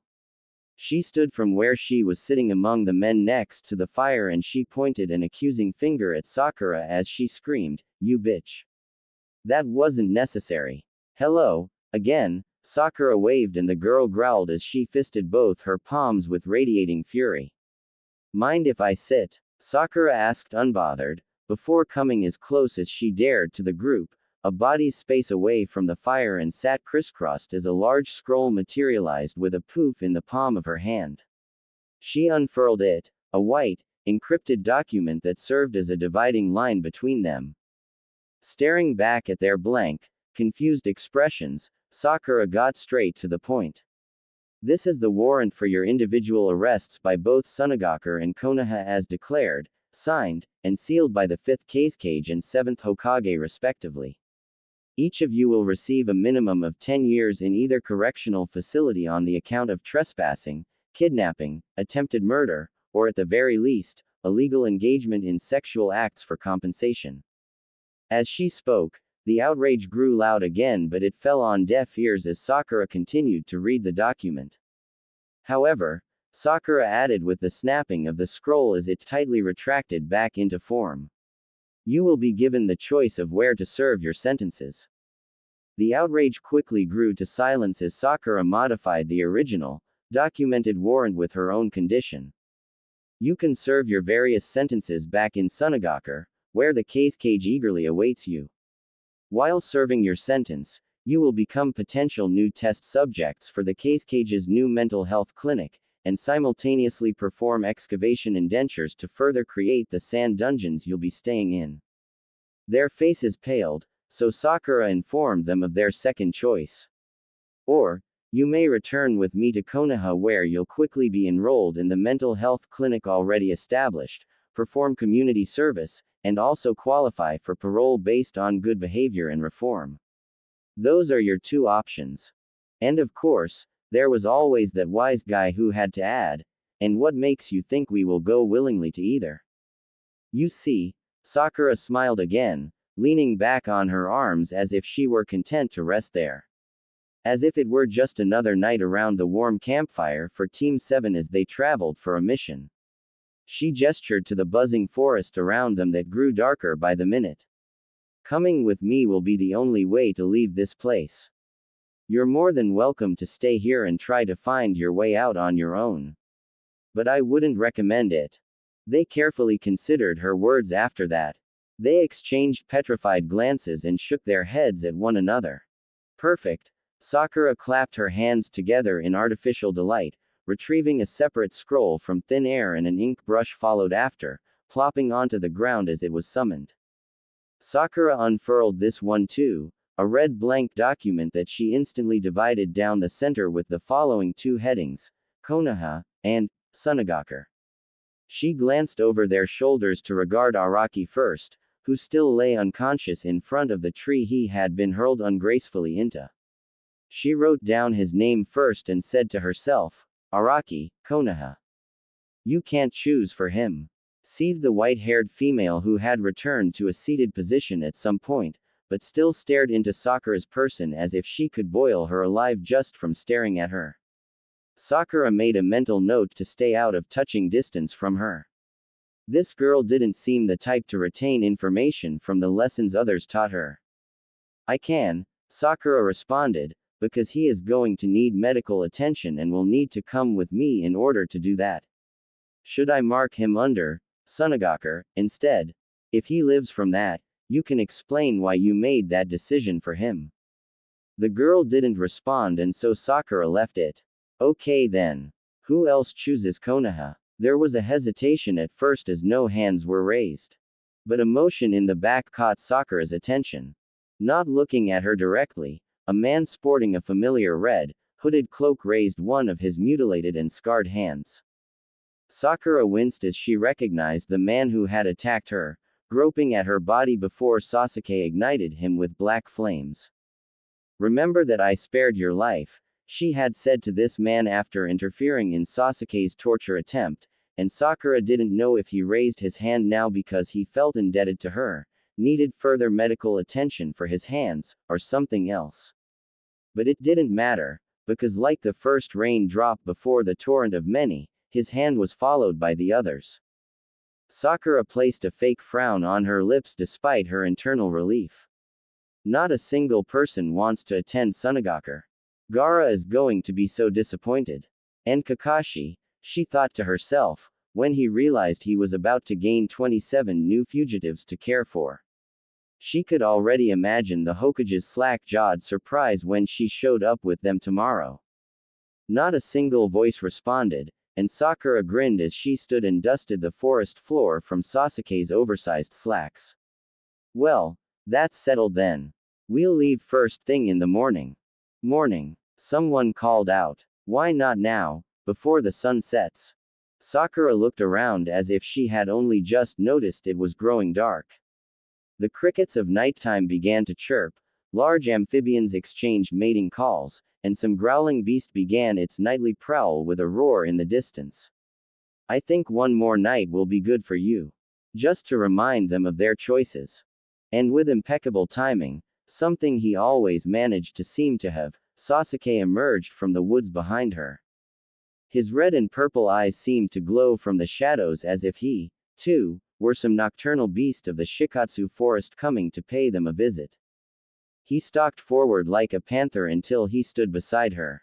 Those who might have had anything to say grew wide-eyed and gasped at his arrival, not coming to recognize him even as he stared each of them down. His gaze flickered to the red-cloaked individual in the back whose hands he had decimated, and his eyes seemed to rest on him longer than the others. Did you find him? Sakura asked the Uchiha, and his eyes reluctantly slid to hers in the darkening woods. He dipped his chin in a silent nod before gesturing behind him with a tilt of his head. Slowly, as if moving at a much slower pace, Rugo stepped out of the trees behind them. At his appearance, the voices around the campfire picked up once again and they mocked, belittling the man who had made promises of walking into the woods and not returning. One man even went as far as saying, "Should have been a man and gone through with it, Rugo. Mozai will kill you anyway," but he stopped mid-sentence and began screaming. The rest of the group panicked, scattering like cockroaches away from the individual, trying to identify the source of his torment. But as Sakura glanced to her left and saw Sasuke's Sharingan, she knew instantly that it was him, taking it upon himself to silence the man with a tortoise genjutsu. After the screaming continued for longer than what made her comfortable, Sakura sent a pointed look to her teammate. The shrieking died after that, but Sasuke added for good measure, "Be quiet. All of you, before you piss me off." Rugo didn't stop until he came within a few feet of Sakura, and even though she knew he couldn't see her, he stopped and stared at her as if he could, as if by sheer will alone, he might be able to.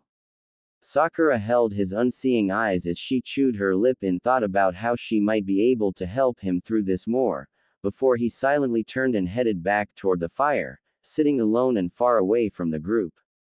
He looked morose, haggard, and was he barefoot? "I'll be right back," she informed Sasuke, who turned to follow her anyway. She thought of asking him to stay behind and keep watch over the group, but she thought better of it. She had informed them of their options. They were free to make a run for it, if they dared to. "Where are you going?" came Sasuke's peeved, clipped question once they were out of earshot. She rolled her eyes even as her medical mind whirred and calculated. Despite the gloom and perilous nature of the Shikatsu forest, it was also a gold mine, a plethora of hard-to-obtain plants and fauna that made Sakura's eyes sparkle in delight. Now, some of these things were rather tricky to get your hands on, but it made them all the more tempting. Perforatum, for example, a yellow flowering shrub that grew tangled at the base of large trees, was highly sought after for its medical properties. Shikatsu forest supposedly had it in abundance, but no one dared to face the Shikatsu forest just to get their hands on it. Unfortunately, the trees here also often oozed toxic, milky white sap that blistered the skin on contact, which would make the extraction complicated.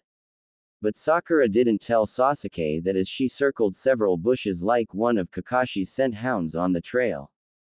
"I'm looking for a plant known to help with depression. I'd like to offer it to Rugo and see if it can help him." She didn't see Sasuke's blink of surprise, but she felt it in his silence. She knew he didn't care enough about it to ask further. At least until she snatched her hand away from a tree just in time before a sizzling dewdrop of white fluid fell from a branch, narrowly missing her fingers.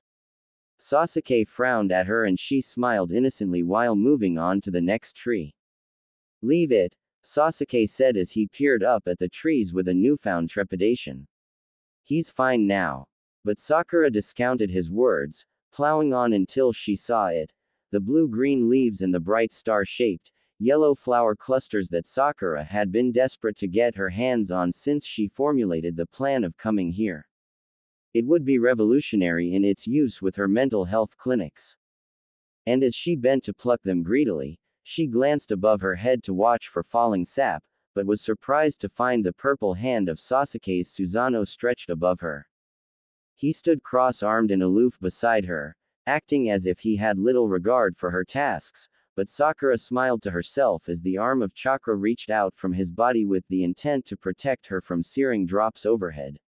Seeing him do so reminded her of simpler times during their genin youth, when Sasuke's attitude was abrasive, but his actions always spoke his true feelings.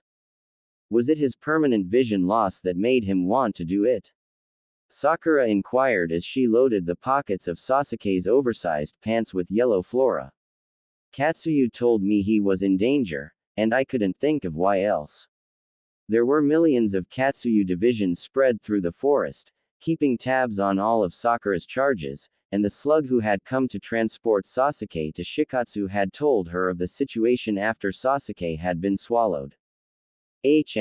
Sasuke acknowledged as she shifted beside her and she nodded, understanding that Sasuke might not give any more details than that.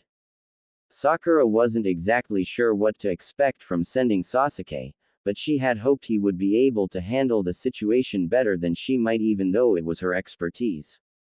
Maybe it was an instinct, knowing that Sasuke might be the right person to talk to someone who had lost his vision. He had been able to convince him somehow, and for that she was grateful. Sasuke surprised her again when he spoke slowly. I've told him to come to the leaf and he agreed.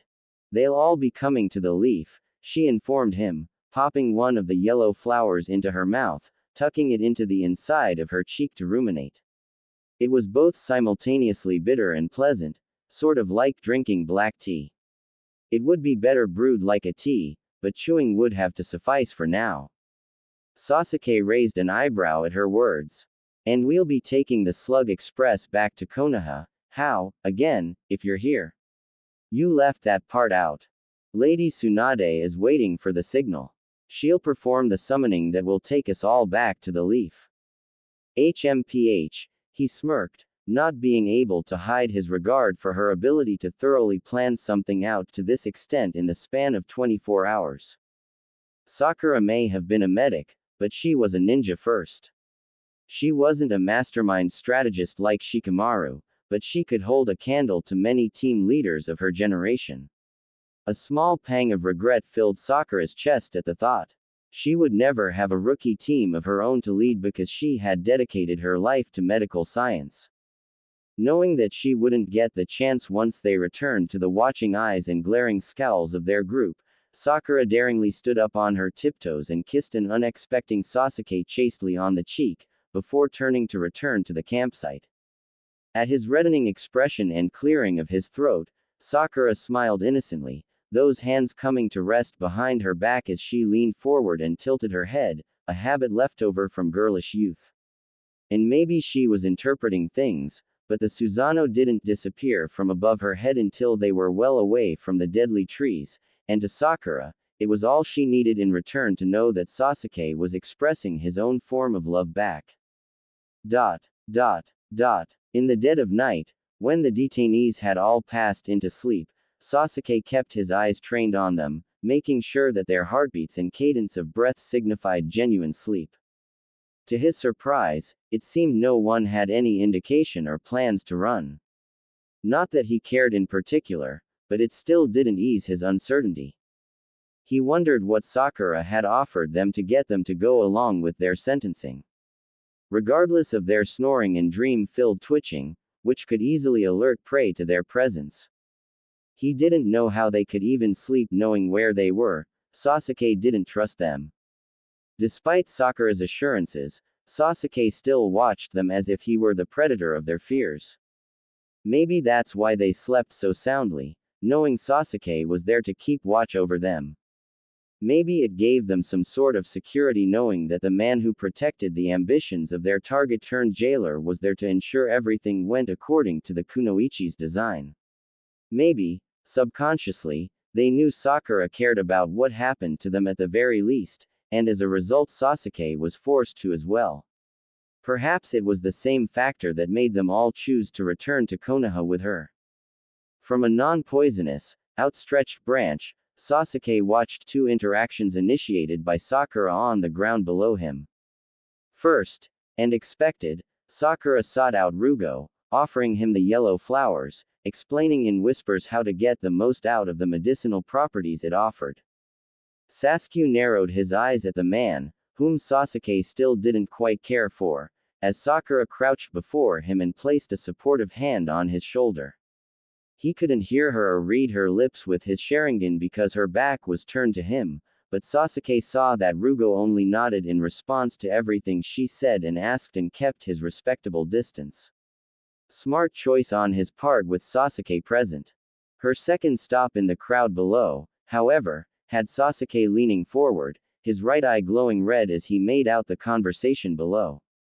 Toka, Sakura was saying, cross-armed as she stared down at the man who was reclining against a tree toward the back of the crowd.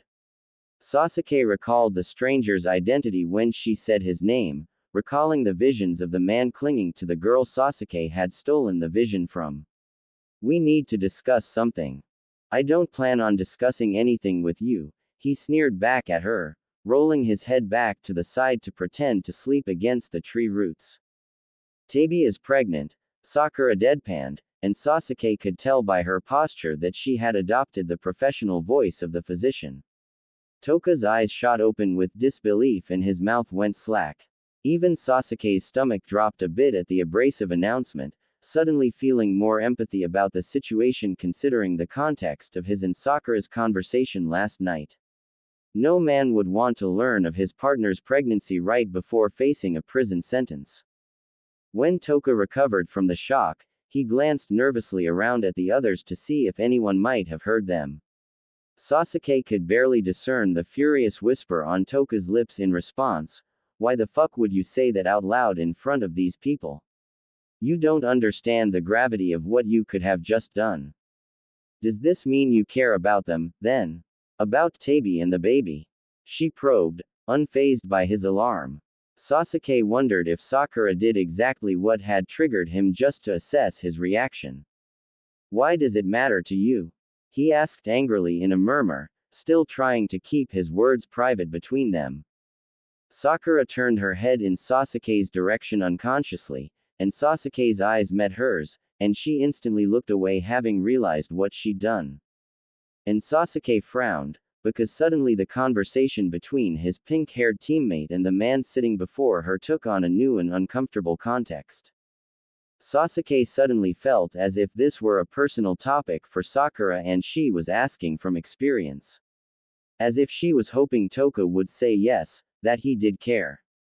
That he would do anything to go back to the mother of his child and make their family whole. To stop his foolish conquests and ambitions and be the man they needed him to be. Sasuke felt himself go rigid as he waited for Sakura's response. "Because Tabi told me you were different. I'm hoping that's true. I would only bring them heartbreak and pain. They're better off without me." Sasuke winced as the words that could have been his own landed directly as a blow to his chest.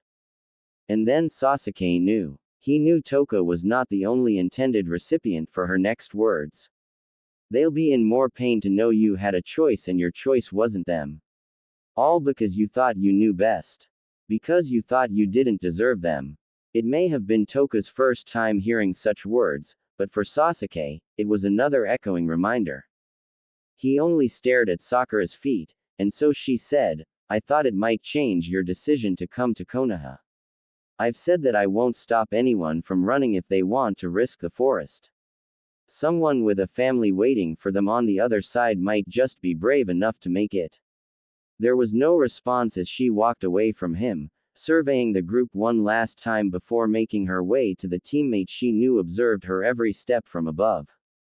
And when she came to settle in the treetop beside him, Sasuke couldn't meet her eye. For the longest minute of his life, he held his breath as her gaze settled onto him. Slowly and with fearful anticipation, Sasuke glanced at her to find that Sakura had merely propped her back against the trunk where the branch met the tree and had closed her eyes to sleep. Sasuke wanted to reach for her, tug her against his chest as he had last night in a different environment of darkness. He wanted to tell her that he was sorry.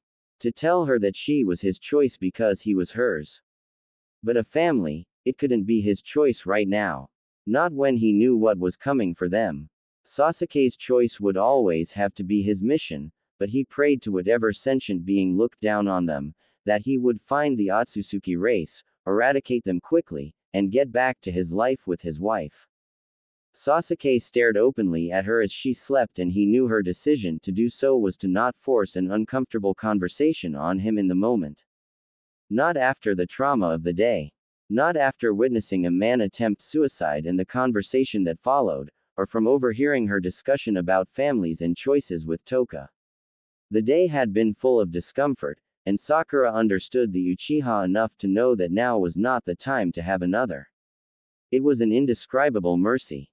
And why she made a damn good doctor and rising therapist. And with this realization, Sasuke wondered when, in Sakura's eyes, he had become like a patient with his own mental health needs as well. When did she start seeing him as someone who needed to heal instead of someone she needed to heal from? And Sasuke thought back to pools of acid and black flames that never stopped burning. And he thought of Sakura, the star in the sky of his darkness who still eternally burned for him despite everything. And Sasuke wondered when exactly he had started to answer that burn with a fire of his own. Even if he were galaxies away, he would burn eternally for her, like the black flames of Amaterasu. Thanks for watching.